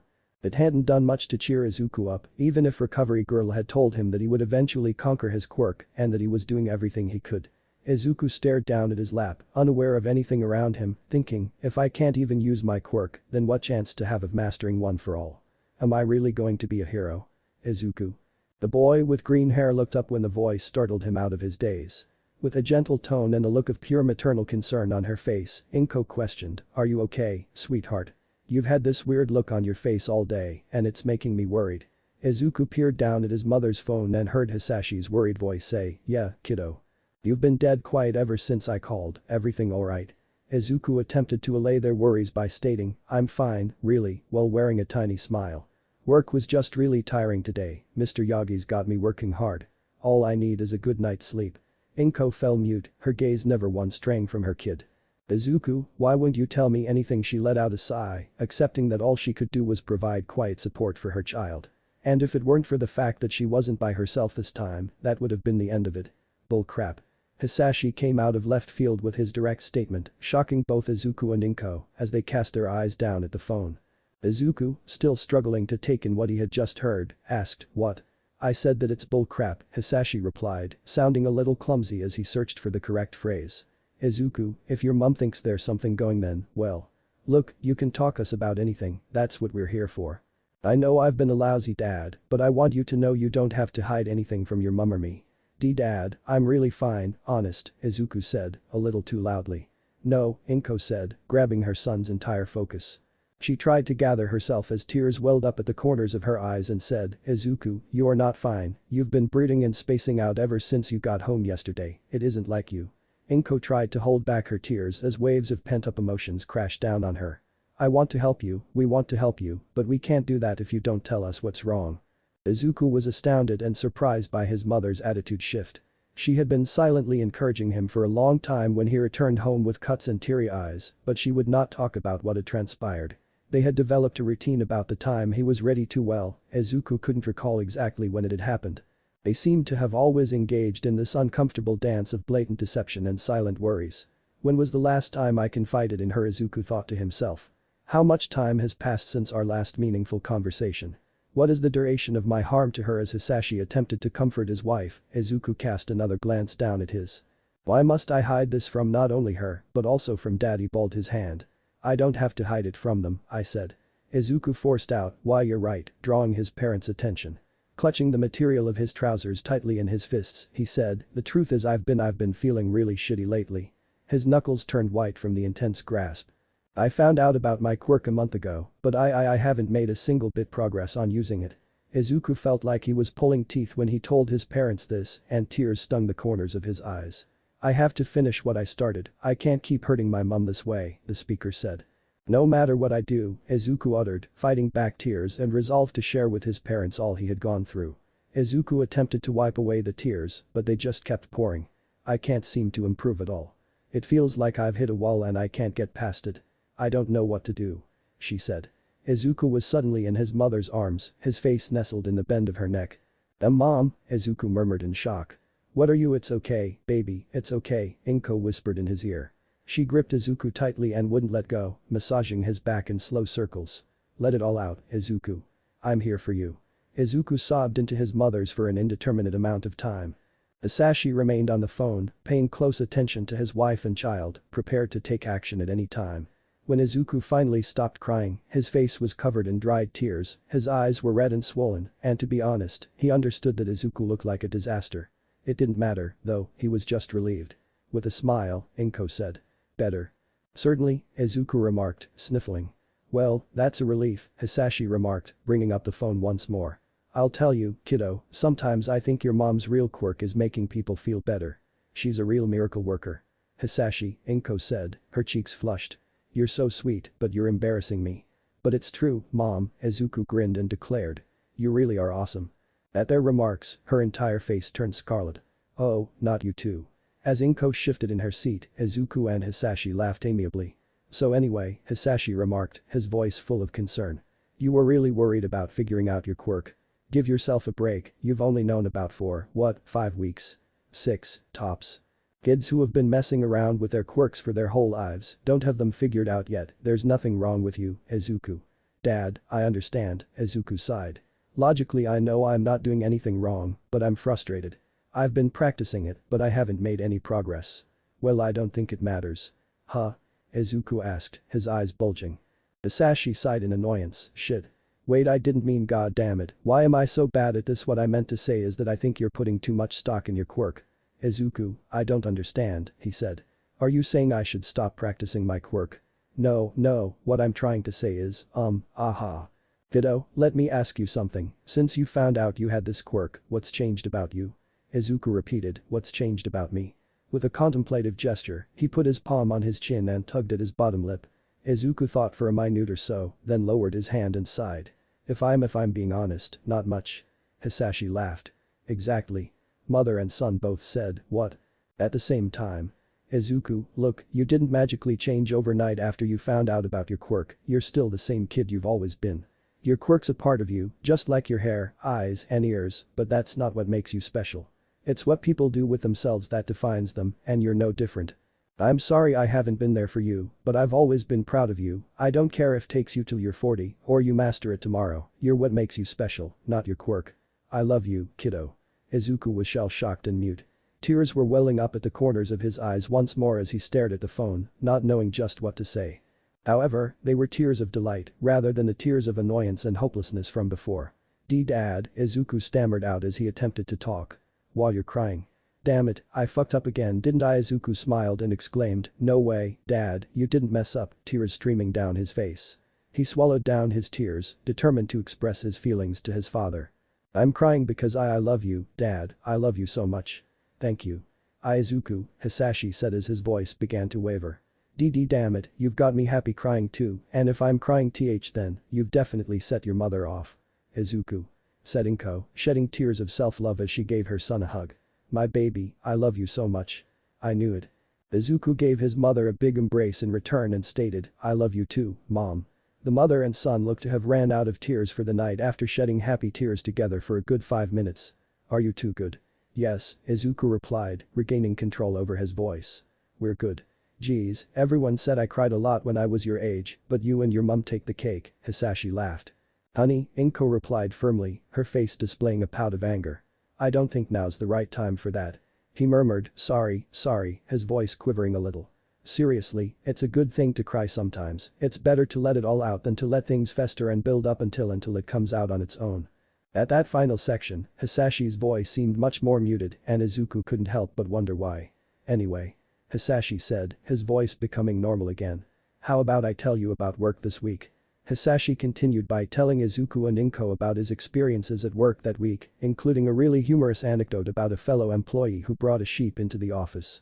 After sharing some nice laughs, the mother and son informed Hisashi about their week.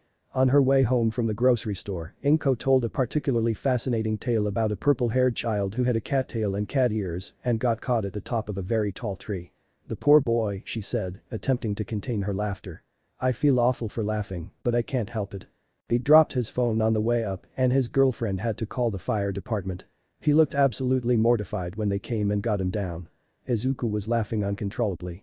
That sounds familiar, but why is it so funny? With a yawn, he looked at the clock and saw that it was 10:52. Is it really already so late? Hey, Dad, Izuku greeted him. It's almost 11 o'clock here and I've got school tomorrow. Really? Guess we lost track of time. Well, you and your mum should get to bed. Night, Izuku, night, honey, love you both. Night, dad. Good night, honey. As Inko tried to switch off her phone, all of a sudden, hey dad. Izuku raised his voice. Her son was shifting about in his seat, so she turned to face him. What is it, kiddo? Izuku said, it's just, well fidgeting with his thumbs. Before we went to bed, I just wanted to ask. How do you use your quirk? Mom too. Huh. Huh. Repeated Inko. Izuku clarified, I know my quirk's totally different from yours and mom's. But I'm still your son, so maybe if I know how you guys use your quirks, I'll have a better grasp on mine. Obviously, my love, Inko replied with a kind grin. Sure, guess there's no harm in it. Superb, Izuku exclaimed. Let me grab my journal so I can take notes. Izuku hurried back to his room, took out hero analysis for the future number 13 and a pen, and headed back to the kitchen. Okay, I'm ready. Guess I'll go first. The first thing you should know is that my fire breath comes from my stomach, not my lungs. I produce a gas that's like methane. I can make more of it by contracting my stomach muscles. I hold for anywhere between 2 to 5 seconds, and then I release it into my mouth, and it ignites as I blow it out. Izuku hung on to every word his father said, taking notes furiously. He turned to his mother and said, I see it's a bit like a gas burner or a blowtorch. His eyes were curious. What about you, Mom? Well, it's a little difficult to explain, Inko remarked. She tugged at her bottom lip with her thumb and pointer finger, trying to think of a way to explain her quirk. You know I attract small objects, but it's like she stammered. Oh, her face brightened, and she shouted. It's like having one of those claw grabber things. I grab onto things with a telekinetic hand, and then I pull it towards me, but I can only use it on things I can hold in my hands and actually carry. Hisashi laughed. Honey, Inko pouted and rebuked. Sorry, but I couldn't help think of you with a claw grabber thingy for an arm. Her expression softened, forcing a grin. Well, if I have a claw for an arm, you'd have a lighter for a head. Hisashi gave a hideous snort. Wouldn't that be an interesting quirk? Izuku called out to his mother, Mom. To get her attention. Oh, she said. Was I helpful, Izuku? Izuku gave a nod. He answered with an embarrassed expression, yeah, it was really interesting. Dad's too.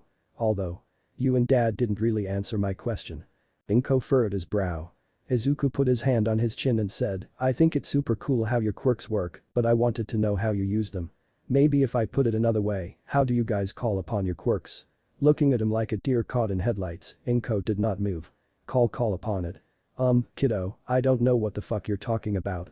It's like, what do you think about when you use it, Izuku stated. Is there a special phrase you repeat to yourself, or maybe something else? For a while, the queue was silent, and Inko moved to the side. Dad. Don't know how to tell you this, but I don't really call upon or summon my quirk. I just do it. Oh, I see, Izuku remarked. With a beseeching expression, he faced his mother. Inko gave a headshake. I'm sorry, but I can't help. It's like your father said, I just do it. Izuku groaned, his expression dejected. He uttered a quiet it's okay, he offered her a kind of sad grin, but Inko could still see the sparkle of determination in her son's green eyes as he said, thanks for trying to help, I appreciate it. Inko comforted her, saying, it's okay, sweetheart. I know you'll get the hang of it. Listen to your mum, kiddo, she's one smart cookie, sweet as one too. Izuku laughed at his father's joke, while Inko reddened. Izuku remarked, anyway, Mom and I should go to bed. Thanks for telling me about your quirk, I love you Dad. With a love you, honey, Inko spoke. I hope you have a great week at work. Hisashi hung up after saying, love you guys too, we'll talk next week. Good night. After bidding each other good night, Izuku and Inko got ready for bed and went to sleep. Izuku's face was buffeted by a scorching, dry breeze, and he felt sand between his toes. Where am I? Izuku glanced about, thinking. He saw a reddish-brown desert that went on forever and was empty. This isn't typical, I believe. Perhaps it is. Abruptly, he caught sight of something out of the corner of his eye. It gleamed and shimmered as it lay on the sand, sunshine reflecting off its glossy surface. When he approached it, he saw that it was a heart carved out of an emerald green that was more vibrant than any forest on the planet. It was small enough to fit in Izuku's palm, yet it hummed with excitement like a child, anticipating the chance to let all of its energy out. He turned the heart over in his hands and looked at it closely, studying every indentation, ridge, and surface. He drank in the heart's amazing color. Izuku thought the heart was the most exquisite thing she had ever seen. What should I do with it, though? Izuku felt something softly descend on his head from the sky. Reaching for it, he saw that it was a note, dark as night and ink, 2 words inscribed on it as white as a bone. Act now, what do you do? Izuku questioned himself. He glanced down at the heart again, but something caught his attention this time. His left pectoral, to be exact, had a hole in it almost the size of his palm. He peered inside the hole. He examined the heart. He peered inside the hole. He examined the heart. The gap. The center. The gap. The center. A hole. Heart. Is the heart able to enter the hole? Izuku furrowed his brows. In thought, he tugged at his bottom lip. Why does the heart go into the hole? Izuku was transfixed by the heart's vivid deep green color as she glanced down at it again. Green, Izuku considered. He said, just like my hair, just like my eyes, just like my aura. When the truth finally hit Izuku, he thought, the heart goes in the hole because it's my heart. A piece of my heart is in me. Izuku lifted the heart to his breast with a hint of fear. It went into his chest as easily as a hand into a glove and started to vibrate with eagerness. As the hole closed, Izuku felt as though he had more power than he knew what to do with it. He knew what to do. It's my heart, my power, a natural part of me. Izuku knelt down, his hands digging into the searing sand. He focused while closing his eyes, and then the voice of All Might echoed, "A new day is here." Izuku opened his eyes gradually. However, what the heck? A new day is here. Glancing over, he spotted his red LED-screened alarm clock, a miniature of All Might perched atop a pedestal. The time on the clock was 6:30. A new day is here. It sounded strange once more. Before the fourth time it went off, Izuku reached over and shut it off. He stood up, stretched, and got off the bed, trembling when he felt the floor beneath his feet. After taking a shower, he cleaned his teeth and put on his school outfit. His mother had already finished half of his breakfast when he arrived in the kitchen, and the other half was on its way. "Morning, Mom," Izuku said with a yawn. "Good morning, Izuku," she remarked just as she was about to finish making an egg roll. "Did you sleep well? We got to bed a lot later than usual." Izuku said, "Yeah, I slept fine," and then he started to eat the pile of food in front of him. "I have a weird dream." "Swallow your food before you talk." Izuku sighed as he gulped his bite of meal. "Sorry. Anyway, I had a weird dream." Inko said, "Weird dream?" as she continued to plate food. "What was it about?" He devoured another spoonful of food and massaged his chin. He choked on his words. "I think I was on a beach, no, I was in a desert and I saw something in the sand. It was sparkly, like a diamond, and then I put it in a hole." "Why would drop a diamond down a hole in the ground?" Izuku gave a headshake. He stammered, trying to remember where the hole was. "No, I don't think it was in the ground, it was in," he said. I don't remember where it was." With a smile, Inko said. "Sounds like a crazy dream, but I'm just glad you slept well, sweetheart. Don't want you falling asleep in class." Izuku grinned and replied, "You're right, thanks, Mom," before returning to his breakfast. But he paused when the chopsticks were halfway to his mouth. "Dear," he thought, his eyes wide. "Dear heart." "My heart," Izuku exclaimed. "What?" exclaimed Inko. "What's wrong, your heart?" Izuku tried to comfort his mother by saying, "No, the shiny thing, from my dream, was my heart. I put my heart in my chest," and then he interrupted himself, his eyes wide with horror.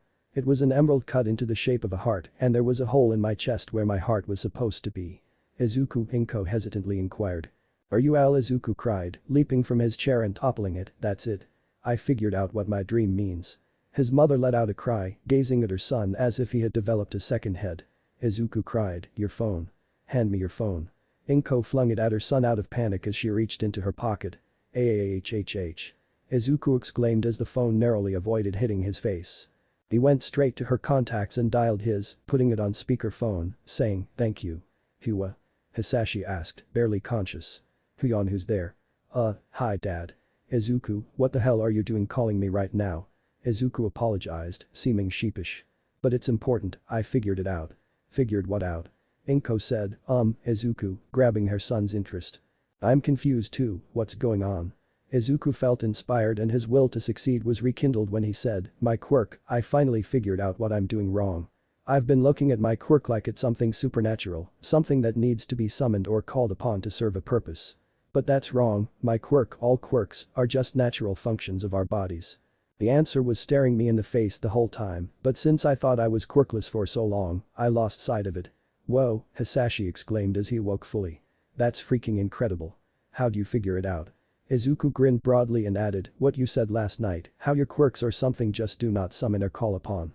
"Oh, and after I stuck the crystal heart inside my chest." "You stuck the what in the where?"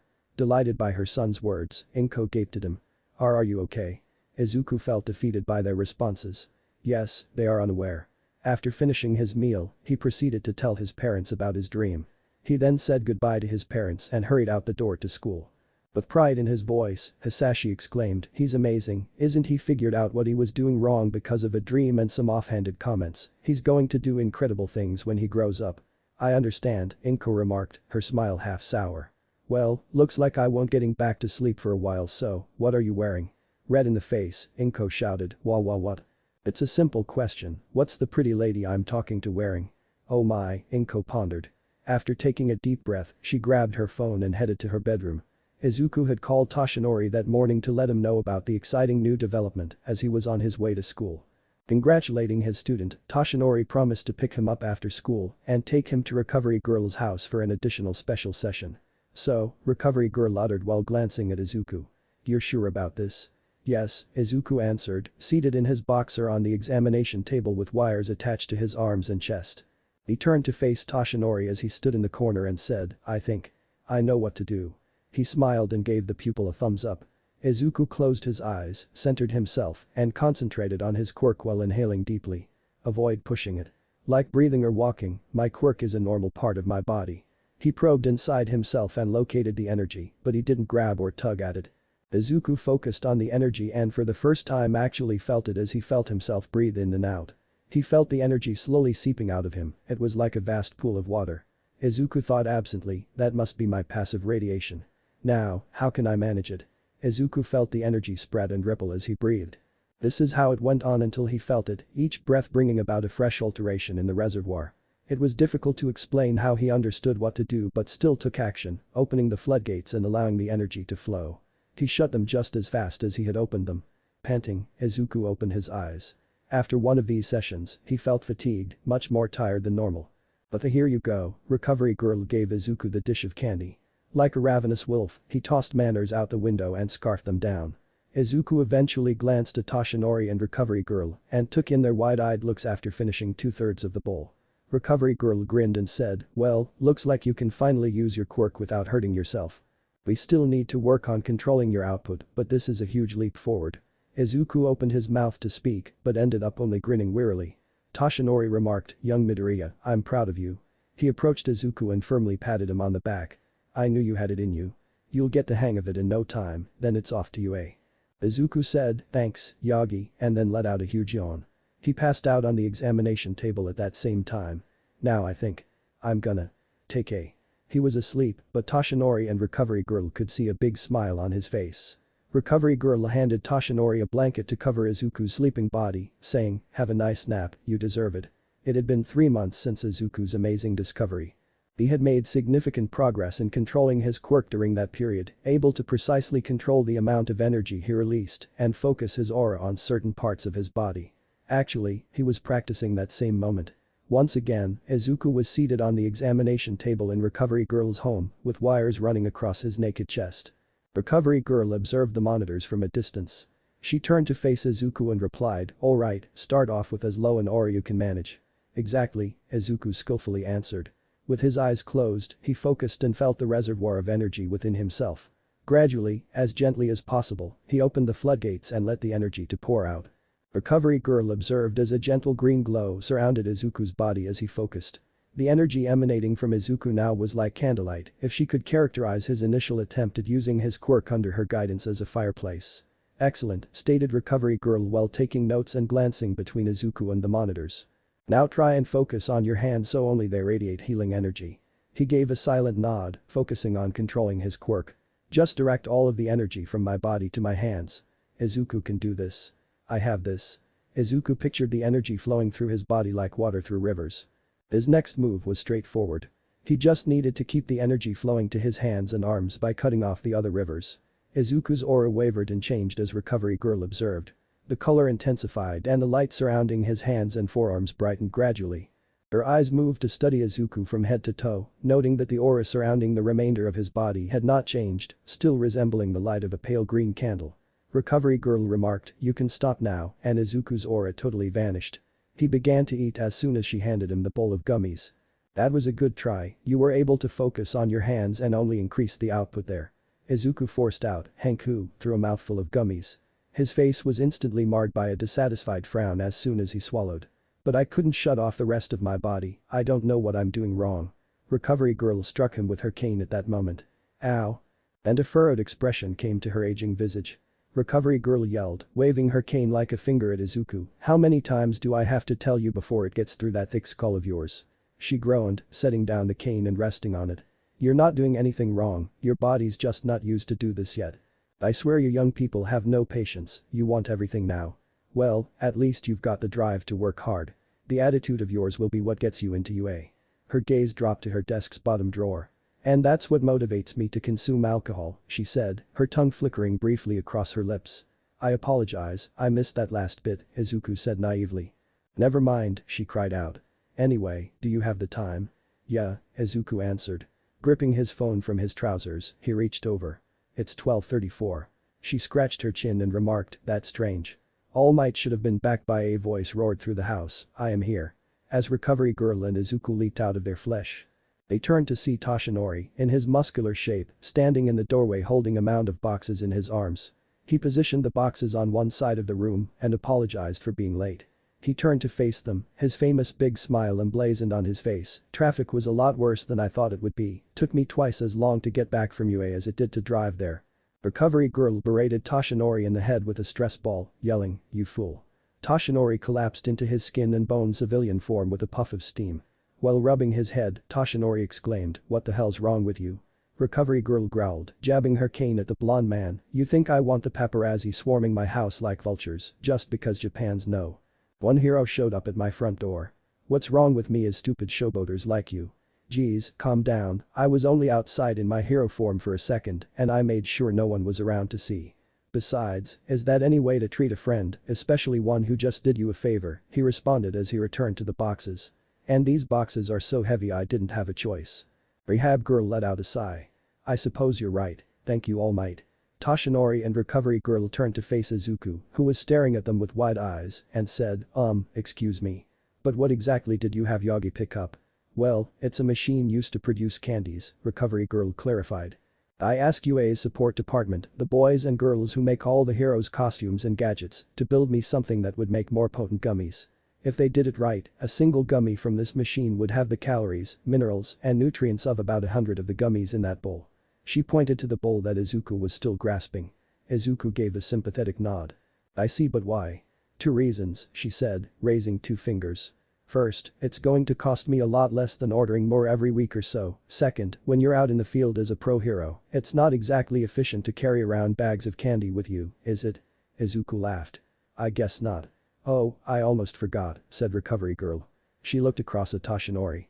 All Might, there should be another package about the size of a shoebox, along with the parts for the machine, can you grab it for me? Reaching to take the tiniest package from the top of the pile, Toshinori murmured alright and gave it to Recovery Girl. I'm grateful, she said. When Recovery Girl opened the package, she saw what appeared to be 2 bracelets, a choker, and 3 silver jewelry pieces. Cursing, Toshinori said, you had the support department make you jewelry. I don't think that's what they're supposed to do. She snapped back, they're not for me, they're for Midoriya. Well, Izuku, thank you very much, Recovery Girl, she smiled shyly. But I'm not really a jewelry kind of guy. Recovery Girl clarified, these aren't jewelry. These are finely tuned medical devices, when you wear them, I'll be able to get an accurate reading of your vital signs and your energy output. They'll wirelessly send the information to my phone, my work computer, and my home computer. Whoa, that's so cool, Izuku said, flipping over and scrutinizing one of the bracelets in his hands. Are you getting rid of the old machine? The reason I had these things made is so we could take your training outside of my house. Heavens no, Recovery Girl said, approaching her desk and returning with a pink spiral-bound notebook. I've decided to start you on the next step of your quirk training, healing other people. Izuku murmured, really, taken aback by her remarks. Are you sure? I mean, shouldn't get some more practice in. To be honest, I can understand where she's coming from, Toshinori remarked, rubbing his chin. There's only so much you can do just practicing on yourself. You need real experience healing stuff like broken bones, and we're not about to start breaking your arms to train your quirk.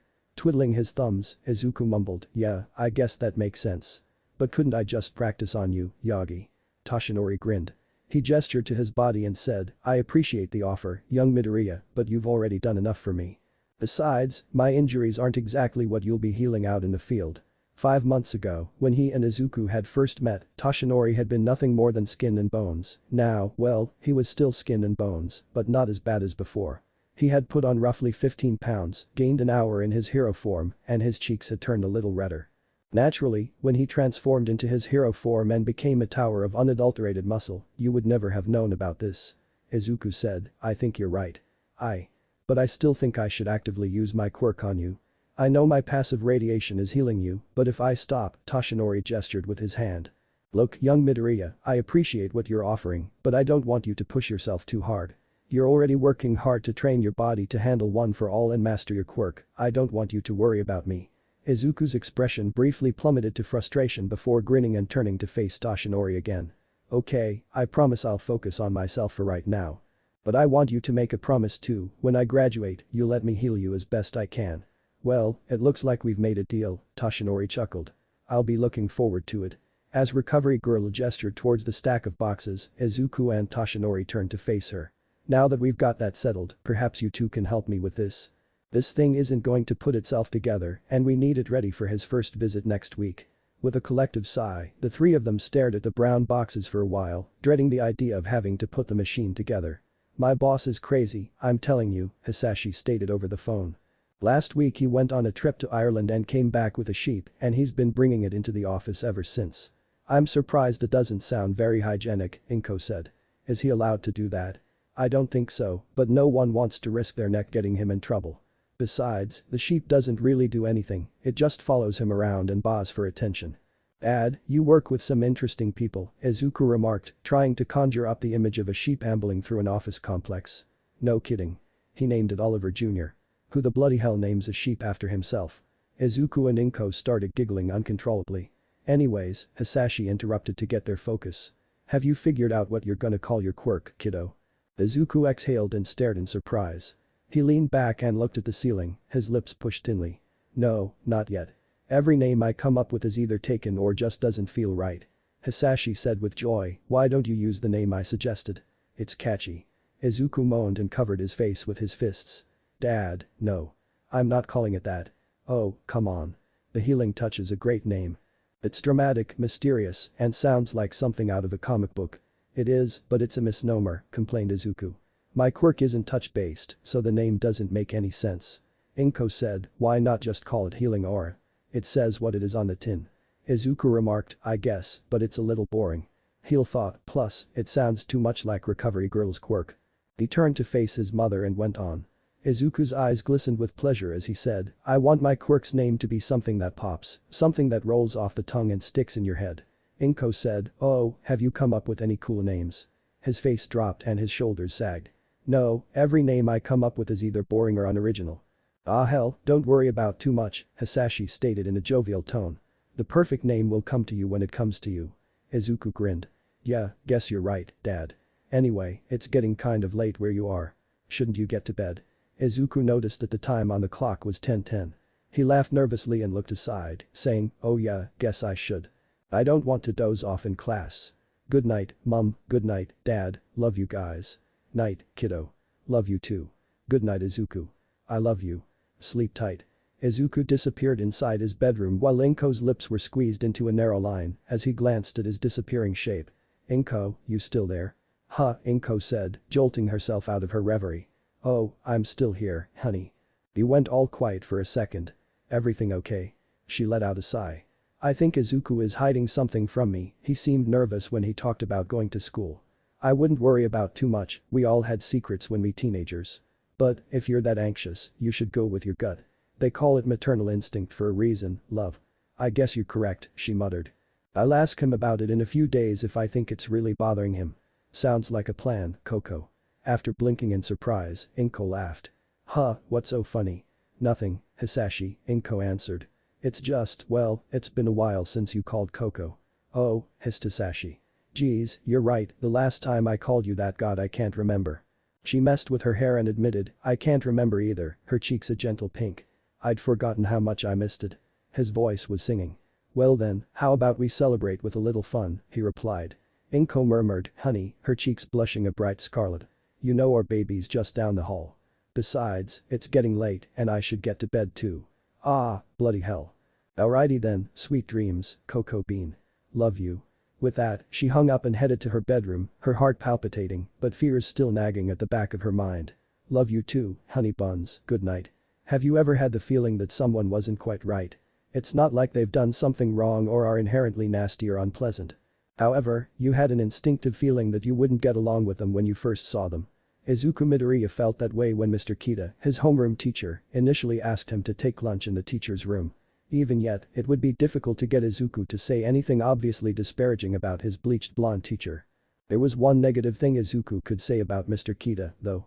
Izuku thought to himself, he loves the sound of his voice, as his teacher babbled on, a topic that escaped him entirely as he unconsciously shut him out. Mr. Kita had tracked down Izuku once more and extended an invitation to lunch. Izuku and Mr. Kita had, if we may use that term, developed a routine during the previous few months. At the sound of the lunch bell, Izuku would race out of the classroom every day, trying to find a spot to eat away from Mr. Kita. Mr. Kita would then make every effort to find the green-haired boy and invite him to the teacher's room. Izuku had become rather adept at dodging the man with the dyed blonde hair. But Mr. Kita had gotten rather good at finding his student these days. Izuku was able to enjoy his enormous lunch in relative privacy and avoided Mr. Kita approximately half the time overall. In the remaining 50% of the time, Mr. Kita was able to locate Izuku and extend an offer to lunch. Izuku was uncomfortable with the man, but he couldn't resist accepting the invitation. One thing Izuku had discovered about Mr. Kita after all the time they had spent together was that he loved the sound of his own voice more than life itself. The majority of their chats consisted of Mr. Kita talking non-stop at Izuku, while the lad with the green hair would periodically nod or make noises of agreement while watching the time, anticipating when lunch would end. To be honest, though, Izuku liked Mr. Kita shouting at him more than talking to him. Mr. Kita added, "So, Izuku," with a huge unsettling smile still plastered across his face. His voice was sickeningly sweet. "How was your weekend?" Izuku was able to control his internal wince as he heard Mr. Kita say his initial name, fine, but he still managed to keep from flinching out loud. "It was fine." Mr. Kita's grin widened even further. "Did you do anything interesting?" "No," Izuku snapped back. "Same as usual, nothing different." Mr. Kita virtually sparkled as he talked, sending thrills down Izuku's spine. "Oh, come on, you must have done something interesting, watch anything on TV, read any good books, listen to any cool podcasts. I'm all ears." Izuku choked out, well I guess I did all those things."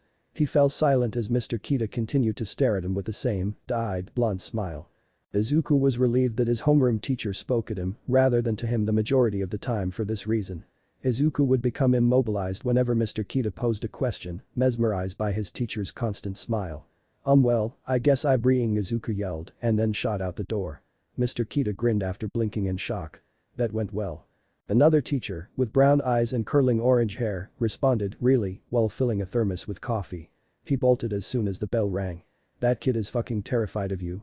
Mr. Kita smiled slyly and remarked, "He's not leaving before the bell rings anymore, that's an improvement. Midoriya is warming up to me, then it's a one-way ticket to Easy Street." The man with orange hair regarded Mr. Kita with disdain. "You're delusional. You're just jealous that you weren't able to reach him first, Honda," the fair-haired man replied in a voice that was almost melodic.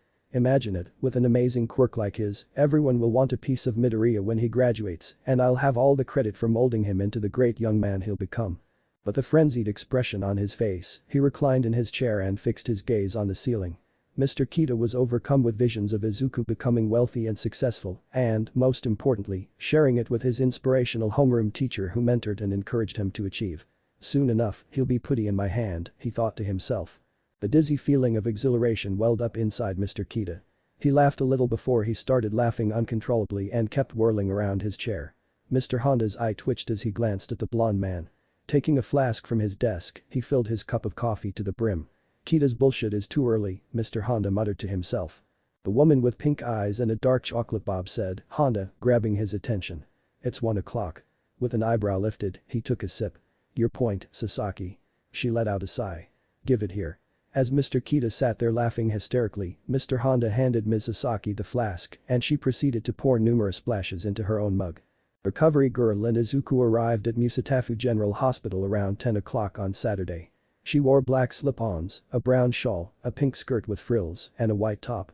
Izuku wore khaki shorts, his favorite red boots, and a black t-shirt with the words All Might written across the chest in yellow letters encircled by red, white, and blue stars. He also wore bracelets and a choker that recovery girl made for him today, along with a green and white checkered hip bag. Sweat was beading on his brow as he moved, his eyes darting around frantically. Wow, they look swamped in work, are you sure it's okay for us to just come in? Recovery girl remarked, now, there's no need to worry. I called them this morning and told them I was bringing you with me, they'll have picked out a patient for you by now. Oh, right, murmured Izuku. A patient selected, specifically for me.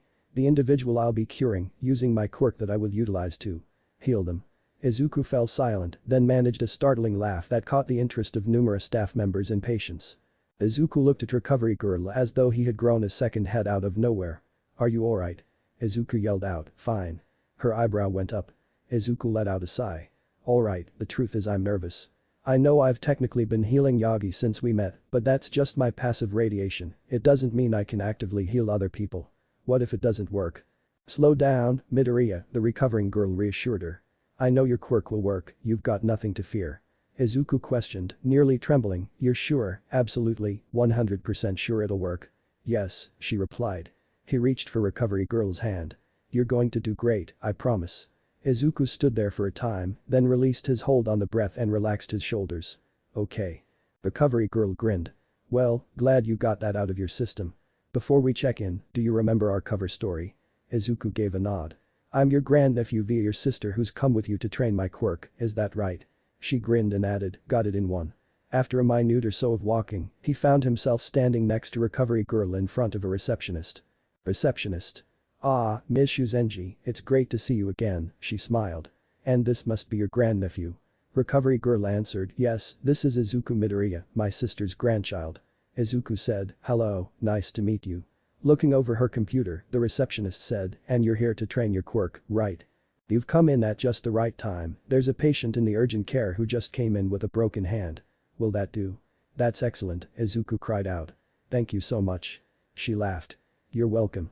Wait right here and I'll have someone take you straight to her. After a short while, a nurse approached the counter and guided them to the urgent care center. The nurse announced, Examen room 27 is where we are. Your patient is right in there. Do you need anything else? Recovery Girl said, thank you, but we can handle this from here. I know my way around a hospital quite well. Alright, I'll let you handle it, the nurse waved goodbye. Recovery Girl exclaimed, what a nice young person, and then she turned to face Izuku.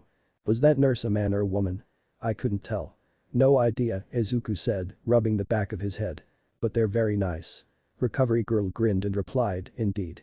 Now let's head inside, can't keep your patient waiting. After Recovery Girl rapped on the door, they went inside. They noticed right away that a man and woman were standing off to the side and a girl of Izuku's age was sitting on the test table. She was a small, fair-skinned girl with big, round hazel eyes and shoulder-length chestnut hair. She was wearing brown shoes, black shorts, and a pink t-shirt. She had her right arm slung. The woman had powder blue eyes and longer, russet brown hair styled in a similar manner to the girl. She had on a tan skirt and a white blouse. The male shared the girl's hazel eyes and short dark blonde hair. He was dressed in pants and a button-up salmon pink shirt. Oh, hello, the young lady said. Are you the doctor? Well, kind of, Recovery Girl answered. My name is Shiyoshu Zenji, and I'll be overseeing your treatment today. I'm Ichako Uraraka, the girl grindingly introduced herself. It's nice to meet you. The man said, hey there, grabbing Recovery Girl's attention. I'm her papa, Osamu Uraraka, and this her mama, Itsuko. It's a pleasure to meet you, Itsuko remarked, bending slightly. It's a pleasure to get to know you all, stated Recovery Girl. And this is my grandnephew, she began, trailing off as she saw the big glances in their eyes. What are you staring at? Ichako almost murmured, is he okay? And gestured with a finger behind Recovery Girl. The Recovery Girl blinked, startled by her question. Is he what? She inquired, observing the stunned expressions on everyone's faces as they gazed at her straight. She turned around to see what was causing all of them to become agitated and exclaimed, what are you talking about, good God, what happened to you? Izuku was, for want of a better word, going crazy. His mouth was open, but nothing came out of it but a high-pitched wheezing sound. His eyes were wide, his body trembled, and tiny drops of sweat covered his cheeks. A girl, with shaky legs and a parched mouth, Izuku thought. Holy crap, my patient is a girl, and she's cute, he said, his cheeks glimmering with delight. He finally noticed everyone's startled looks when he said, okay, calm down, calm down, calm down. I've talked to girls before. Okay, I've talked to my mom and Recovery Girl, and I'm pretty sure they don't technically count. Crap. They're fixated. I'm standing here looking like a mental patient, so of course they're staring. Izuku, get yourself together, please. Izuku performed the only thing he could think of at that moment. Slap. He gave himself a double-handed slap across the face. He lost control of his body and became aware of his internal musings due to the stinging agony. Izuku stammered, hi there, as everyone's looks grew more intense.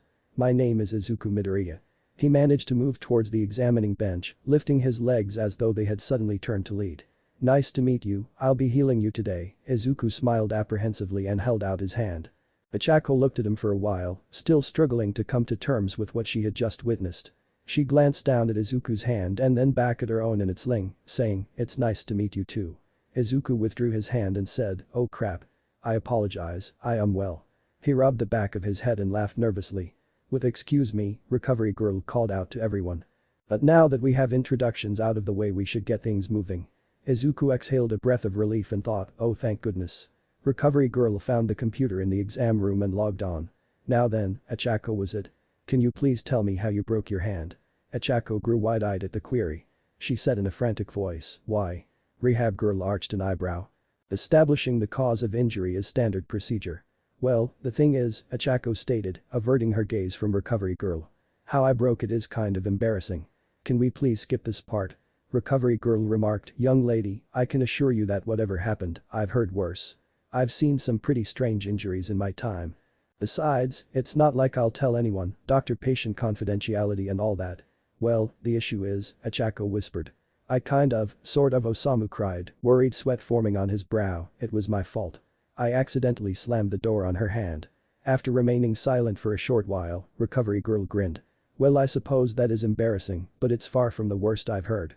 Ichako let her shoulders drop, thinking, thank heavens she believed it. I find it hard to believe them, recover girl pondered. It's obvious that they are lying, but I won't question them about it. For the time being. Ichako inquired, are you going to put my hand in a cast now? Well, not at all, recovery girl answered. Izuku will be using his quirk to heal your injury. That's me, Izuku chuckled nervously. Hold on, Itsuko murmured, casting a dubious glance at recovery girl. Don't you need a special license to use your quirk in public? Yes, and I have one. I've also secured special permission for him to use his quirk under my supervision, said the recovery girl. Izuku, if you could please get started.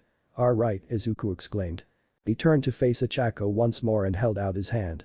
His cheeks became scarlet as he said, I need to hold your hand so I can fix it. Okay, Ichako replied.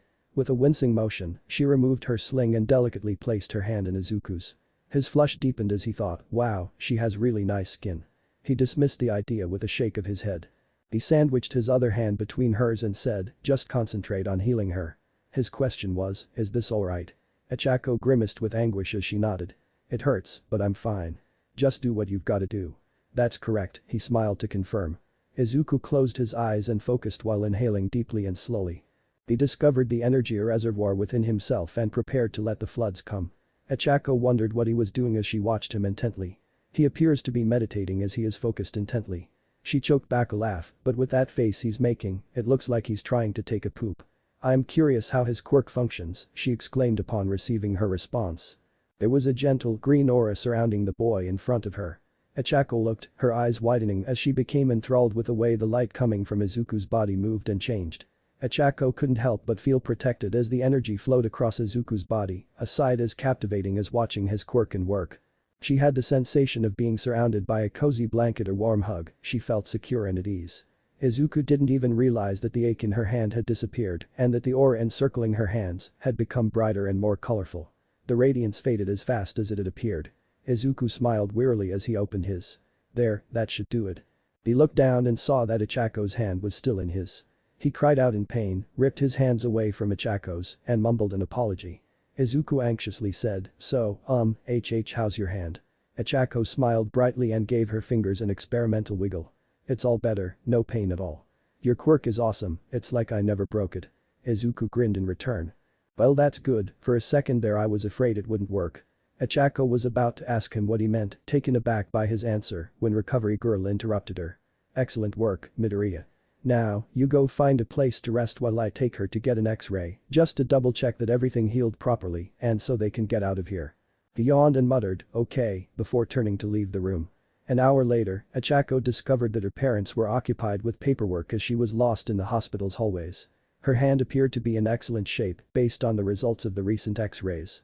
Due to Ichako's special treatment, her parents were still required to sign certain forms, so Osamu had given her some pocket money to buy herself a snack at the hospital cafe. Where on earth is it? Ichako thought to herself, pouting, I feel like I'm going in circles, as she strolled along the hallways. She kept looking about, growing more and more irritated at her futile quest for a map or a sign. She turned another corner and exhaled in exasperation when she discovered herself at the hospital's pharmacy. She was suddenly drawn to something out of the corner of her eye. The boy to whom the mop of curly green hair belonged and a familiar sight. With his head propped forward and his chest rising and falling with each breath, he was soundly dozing in a chair. Ichako thought, that's a weird place to take a nap. But if he sleeps like that, his neck will kill him. She went over to him and gave him a little tap on the shoulder. Better go wake him up. Izuku sprung awake and exclaimed, Gwa. Who's there? Ichako let out a loud cry, ah. To catch the boy's attention. When their gazes locked, there was an awkward quiet. Hi. Sorry for waking you up, but I didn't want you to get a stiff neck. Oh, thank you, he timidly replied. You're Araka, wasn't it? She gave a nod. Your name is Midoriya. She took a seat beside him. I hope you don't mind, but why were you sleeping here? He stroked the back of his neck, a flush spreading across his face. Well, you see, it was kind of an accident. I was looking for the cafe and got lost. I sat down to rest my feet and fell asleep without noticing. Ichako started giggling uncontrollably. She said, sorry, but I'm not laughing at you, after gathering her courage. That's actually how I ended up here too. Izuku sighed with relief. Well, that's a relief. For a second I thought the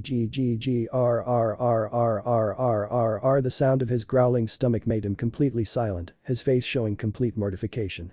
Sorry, I'm just really hungry. Well, I understand now, Ichako said, grabbing Izuku's attention. It's because of your quirk, right? Why yeah, Izuku said, his eyes blazing. My quirk allows me to use my body's energy reserves to heal my own and other people's injuries, like your broken hand. I don't know the exact extent of it, like if I can buffer a body's immune system and increase white blood cell production, but it doesn't seem out of the realm of possibility. I've still got a long way to go, but learning about my quirk has been really exciting. At that point, Izuku's eyes were almost glistening. Enthused by Izuku's zeal, Ichako said, wow, that's really cool. Just listening to you talk gets me pumped up. But that drawback must suck, I'd hate it if I got tired and hungry every time I used my quirk. In fact, Izuku remarked, reaching into his hip bag. That's why my great aunt gave me these. He had 2 gummy candies in his palms, each roughly the size of a small chicken egg and colored like dirt. They're special gummy candies packed to the brim calories, fats, and vitamins to help me recharge after using my quirk. Izuku's face contorted into one of horror and revulsion. His face went a sickly green as he recalled trying to eat one after healing Ichako and immediately spitting it out. The only problem is they taste awful. I appreciate her making them for me, but I just can't swallow them. Ichako looked at him pitiably, not knowing quite what to do. A light bulb went out as she noticed 2 vending machines when she turned to look behind him. She said, wait right here, getting to her feet. Ichako reached for the drink vending machine and took the money her father had given her. As she considered her alternatives, she decided on some inexpensive canned green tea. She walked back to Izuku after purchasing 3 cans from the vending machine. Here you go, she said, giving Izuku 2 cans. Try washing them down with this. He opened the first can after taking a deep breath and warily eyed the 2 gummies he was holding. He swallowed a gummy entire and chewed as if there was no tomorrow, saying, here goes nothing. He shotgunned the first green tea and poured it down his neck just as he was ready to spit it out. He did the same with the second candy and can without skipping a beat. Uraraka, thank you, Izuku grinned and said. I don't think I could have swallowed them without the tea. No issue, chirped Ichako. It's the least I could do after you grrr. The sound of her stomach growling interrupted her. Hers was not nearly as loud as Izuku's, but she still felt ashamed. This morning, I didn't get a chance to eat breakfast, Ichako said, looking down at her feet. Izuku gave her a minute stare before he laughed quietly. Why don't we go find the cafe and I'll buy you something to eat. The 2 teenagers went to the cafe after asking a pharmacy staff where it was and learning that it was at the other end of the hospital.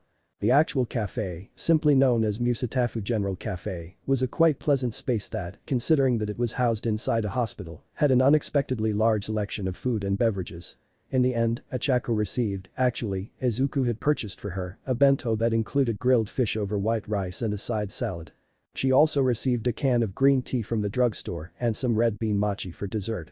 Izuku had purchased 4 bento boxes. 1 each for chicken, steak, pig, and yellowtail.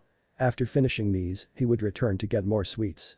Achako remarked, wow, you're really packing it away, as Izuku devoured his first bento while she had only consumed half of hers. Did the gummies not work? No, they did, Izuku replied. But I overdid when I fixed your hand, so I'm still starving. Achako cast a dejected glance down at her food at the thought of him treating her hand. She sighed and returned her gaze to Izuku. You know, I never actually thanked you for that. I tried to say it back at the pharmacy after I gave you the green tea, but then my stupid stomach got in the way. Now here you are, buying me lunch. I feel like I'm taking advantage of you. Izuku screamed out in a panic, no, no, no, you're not, waking Achako from her reverie. I'm the one who offered, so there's nothing for you to feel bad about. A tiny grimace appeared on her face. I know, but still Izuku clenched up, not knowing what to say to her. He attempted to envision what his mother or Toshinori may do in this circumstance. Then it dawned on him, remembering the money his mentor used to give him. Well, if you're trying to thank me for buying you lunch, you're doing a lousy job of it, Izuku responded. He looked at her directly, a peculiar sort of determination in his eyes. When someone gives you a gift, the best thing you can do is take it and appreciate it. If you don't, then it's like you're saying that it's not good enough or that you're taking the person for granted. So, if you want to thank me for buying you lunch, the best thing you can do is enjoy with a smile on your face. Achako stared at him, stunned. When Izuku finally realized what he'd said, she became quite pale. The sound of laughter interrupted him, I'm sorry. I shouldn't have said that. What I meant was he turned to see Achako laughing and grinning, her shame and fear completely gone. You know what, you're right, she stated, her eyes happy and bright. Achako gave Izuku a gentle, loving grin and said, I'm going to enjoy this awesome food my awesome new friend bought me. Thank you so much, Midoriya, for the food and the fixing my hand. You're a wonderful person. Her comments gave Izuku such genuine ecstasy that his face flushed pink. He stroked the back of his neck, his body buzzing with jittery nerves, why you're welcome Uraraka. Feeling happy again, she started eating. While they ate, they conversed about everything from TV shows and pro heroes to schoolwork and the weather. Izuku thought that he was starting to get the hang of it, but it was hard at first, as he had not really had a polite and casual conversation with someone his own age since he was around 4 or 5. With a satisfied sigh, Achako consumed the last of her mochi. That was good, she said, sinking deeper into her chair. Izuku stated, yeah, I'm surprised by the quality, after consuming his third bento. He bit his lip and looked back at Achako. Hey, can I ask you something? At his query, Achako sat up straight. Sure. He twiddled his thumbs and said, the thing is, how do I put this, did you sort of, maybe, possibly lie to my great aunt about how you broke your hand? When he asked, she remained silent and her eyes widened in disbelief. Izuku spoke out quickly, I'm not saying you did. Izuku attempted to think of something to say next, but her mind went blank. It's just that, whenever she thinks someone is lying to her, she scrunches her nose. And she did that back there like she could. The sound of Achako's words brought Izuku back to reality, like she could smell our bullshit. She laughed nervously, guess she saw right through my dad and me. Do you want to know how I actually broke my hand? Izuku gave a nod. Promise not to tell anyone else. He gave another nod. Alright, she sighed. I broke my hand when I was practicing using my quirk. Izuku jumped all over the word quirk. My mom and dad run a construction company, and for the past few weeks, my dad and I have been getting early to go to the site so I can practice. But this morning I lost control, and my hand had ended up getting crushed under a metal crate. We didn't want to get in trouble, so my dad came up with that door story on the fly. Does your quirk have something to with the pads on your fingertips? Izuku responded. I felt them when I was healing your hand. Do you want to see it in action? Achako asked, nodding, pointing to the palms of her hands and the tiny pink pads at the tips of her fingers and thumbs, which Izuku felt resembled a cat's paw pads. Izuku beamingly said, yes please. With an almost glittering eye. After making sure no one was observing, she reached for her empty green tea can. For a little moment, the pads emitted a gentle pink light, and as soon as she released the can, it began to float. Izuku was enthralled with the rising can above their heads and was mentally cursing himself for forgetting his journal. With her fingers pressed together, Achako said the word release. The can tipped over, and Achako narrowly avoided hitting the table. Tada. That's my quirk, zero gravity. I can cancel out the effect of gravity on anything I touch and press my pads together to stop it. Although, I've got a weight limit and if I go past it I'll throw up. Izuku said, oh wow, your quirk is incredible. With hesitation, Achako said, you think so? I mean I've never thought of it as anything special. There are so many other quirks that way cooler and stronger than mine, like yours. Izuku said, no way, your quirk's awesome. He shot Achako the biggest, brightest smile she could manage and said, I believe mine's fantastic, but they're too different to compare. You could send someone into space with a tap or stop a skyscraper from crumbling. I'd love it if I had your quirk. It would be a vast understatement to say that Ichako was overwhelmed. She was ecstatic to hear someone discuss her quirk with such fervor because she had never heard it done before. Midoriya, thank you so much, she smiled. So, what do you call your quirk? Oh, Izuku replied, sounding abruptly very quiet. The name of my quirk's name huh? Izuku wriggled in his seat like someone had just poured itchy powder down his trousers and Ichako watched in disbelief. Are you okay? You don't look so good. No. I'm okay, Izuku remarked wearily. He stroked the back of his neck and managed a shaky giggle, it's just. The thing. I haven't named it yet. She questioned with disbelief, wait, really? Why not?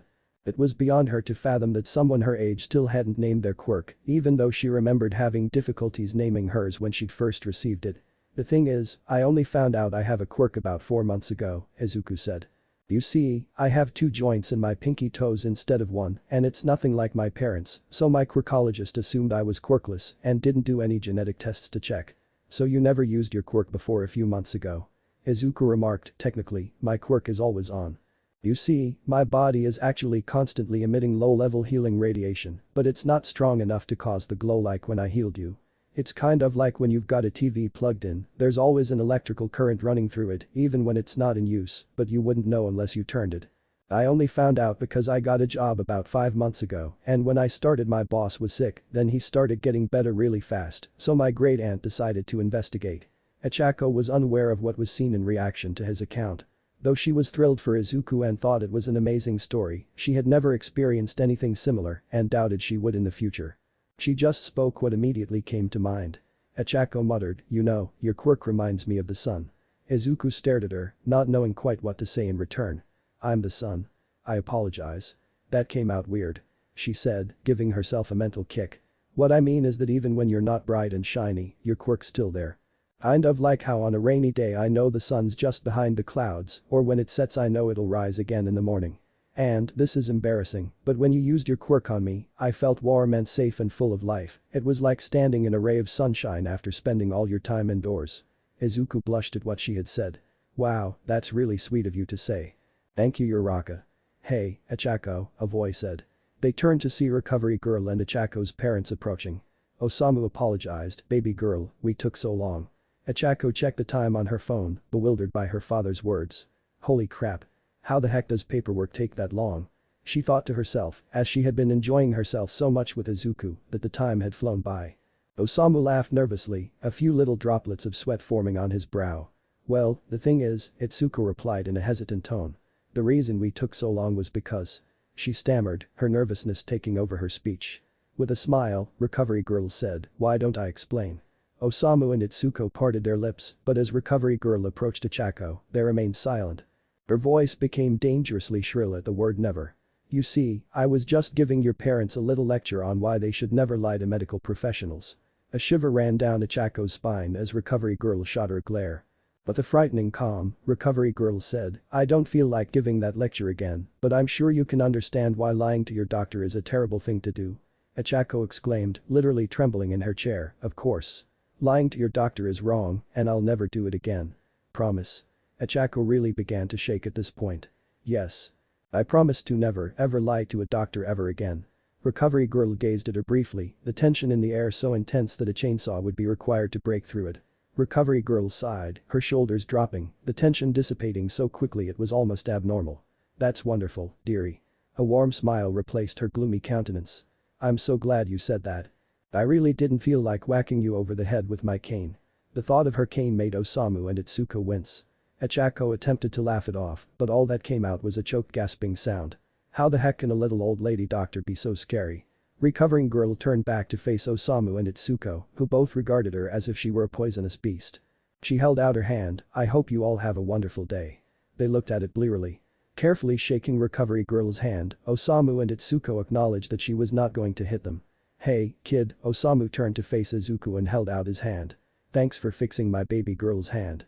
Izuku offered Mr. Uraraka a solid shake and added, it was no trouble, Mr. Uraraka. I'm happy to help. Itsuko replied, oh, you're such a sweet young man, grabbing Izuku's hand as soon as he released Osamu's. Your parents must be so proud of you. Izuku answered hazily, yeah, they sure are, thinking in the back of his mind how upset his parents would be to learn that he was leaving them to train with All Might and Recovery Girl. After bidding farewell, the Urakas made their way to the door. Ichako turned back to wave to Izuku just before they disappeared from view. He waved back, flashing a little but happy smile before she was gone from view. Izuku turned to gaze at Recovery Girl when he felt like someone was staring at him.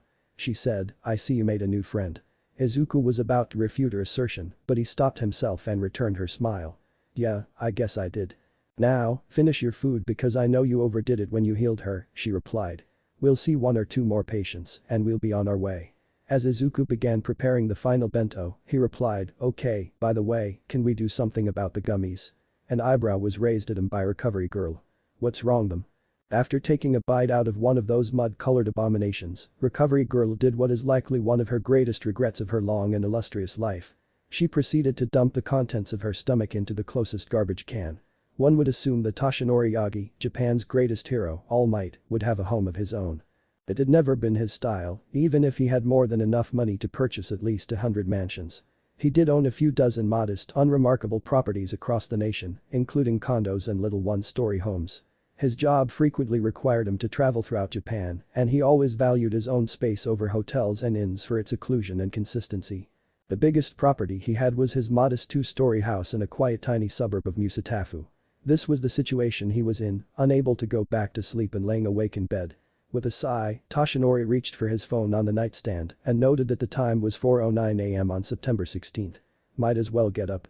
He reluctantly moved from his bed to take a shower, but by the time he was finished, the sun hadn't come up. Upon concluding that breakfast was premature, Toshinori donned a yellow tracksuit, placed several energy bars in his pockets, and headed to Tagaba Beach. Considering that nobody normally visited this location at all, he hadn't anticipated seeing anyone down here at this awful hour. Toshinori was therefore more than a little taken aback to see a boy with green hair who was known to her, dressed in a green tracksuit and red trainers, stretching in the sand. Young Midoriya, exclaimed the fair-haired man. Yagi. Izuku exclaimed, startled. He got to his feet to see if his guess was right. What are you doing here? I could ask you the same thing, Toshinori remarked in an acerbic manner. He pursed his lips and knit his brow, saying, we agreed Sundays were your day off. You haven't been training behind my back. Because that'll have the opposite effect we want. No. Of course not, persuaded Izuku. He yawned, tears prickling the corners of his eyes. Our next door neighbor's just had another baby and she's been crying non-stop. My mom couldn't sleep either, so we decided to get out of the house. I went for a jog and my feet took me here. Toshinori said, that's a relief, it's too early to act like a teacher and punish you, to which Izuku and he both laughed. Izuku inquired, so what are you doing here? Toshinori froze, his thoughts returning to the horror that had kept him awake. It was actually a memory rather than a nightmare. He could still remember the dreadful, vivid details of a terrible recollection that had plagued him for decades. All Might, I leave the rest to you, her voice reverberated loudly in Toshinori's mind. He said, neighbor's dogs, without thinking. It's not quite true, the elderly couple next door had several small but noisy dogs and had frequently awakened him up. My next door neighbors own a bunch of those tiny, yappy dogs, one of them must have seen a squirrel or something and started barking, then set the rest off. In order to ensure that Toshinori maintained pace in his genuine form, they agreed to do a few circuits around the park together. After roughly an hour of jogging, the mentor and protege sat down on the sand with their backs to the sea. Toshinori had brought energy bars with him and they were both chewing on some of them. When he looked at his phone, the blond man saw that it was 5:19 a.m. I think Ginkgo's opens at 6 o'clock. Why don't we do a couple more laps and I'll take you there for breakfast? Izuku gave a forceful nod. Hamsgui. Swallow before you talk, young Midoriya. Izuku spoke with a lively mouth and said, Howie, before swallowing. He got to his feet and began stretching, saying, I said that it sounds great. Toshinori raised his voice, hold up, kid, as he glanced at his phone. The sun's gonna rise in a few minutes. Sit back down and watch. Izuku stared at his instructor and answered, okay, returning to his seat. With a satisfied smile on his face, Toshinori took a long breath and allowed his body to relax. You know, the life of a pro hero isn't easy, especially for the higher ranks. It's not every day we get to enjoy the simple things in life like watching a sunrise. You've got to make these moments count and cherish them for as long as you live. Izuku pointed out to his tutor, actually, you just reminded me of something. It's silly, but yesterday at the hospital, there was this girl whose hand I fixed with my quirk. We ended up having lunch together and she said my quirk was like the sun. I don't think it's silly at all. Startled, Izuku glanced up at his guru. The sun has always been a symbol of life and hope, and with your quirk, you can save people from the brink of death and give them hope. Toshinori was beaming at Izuku. I think she was right on the money. Just as Izuku opened his mouth to reply, something happened. Gradually, the light emerged, illuminating the shadows with vivid shades of pink, purple, and red. Like millions of sparkling diamonds, the surface of the ocean burst into a breathtaking glittering show of dancing lights. The sun stroked Izuku's face, warming his skin and igniting energy he didn't realize he'd ignited to life. Izuku's mouth dropped. He observed the sun ascending higher into the sky, breaking through the darkness to usher in a new day. The boy thought it was one of the most breathtaking things he had ever seen. Izuku whispered, "Wow," not wanting to disturb the peaceful scene in front of him. He turned to face Toshinori, and as he considered what he had said and what Ichako had told him the day before, he understood instantly what needed to be done. Izuku called Toshinori, "Hey, Yagi," luring him from his reverie. "I think I know what I want to call my quirk." As he watched his protege get up, the blond man thought, odd timing, but okay. "Do you know what a corona is?" After giving it some thinking, Toshinori replied no. "The corona is the plasma aura that envelops the sun and other stars," Izuku said, his voice gradually growing more passionate and energetic. "If my quirk is like the sun, then my aura is like its corona." Izuku spun around, and the fire in the boy's eyes left Toshinori speechless. "Ending corona," Izuku exclaimed, sending shivers down Toshinori's spine. "That's what I'll call it, a quirk to give people hope and save lives." Toshinori got up almost without thinking and put his hand on Izuku's shoulder. "My boy, I think it's a wonderful name," he remarked, flashing his biggest proudest smile. Thanks for watching guys, that's it for today, so hope you enjoyed this video. If you do, please leave a like, share and subscribe. Also don't forget check out our author of this fanfic, link and details in description.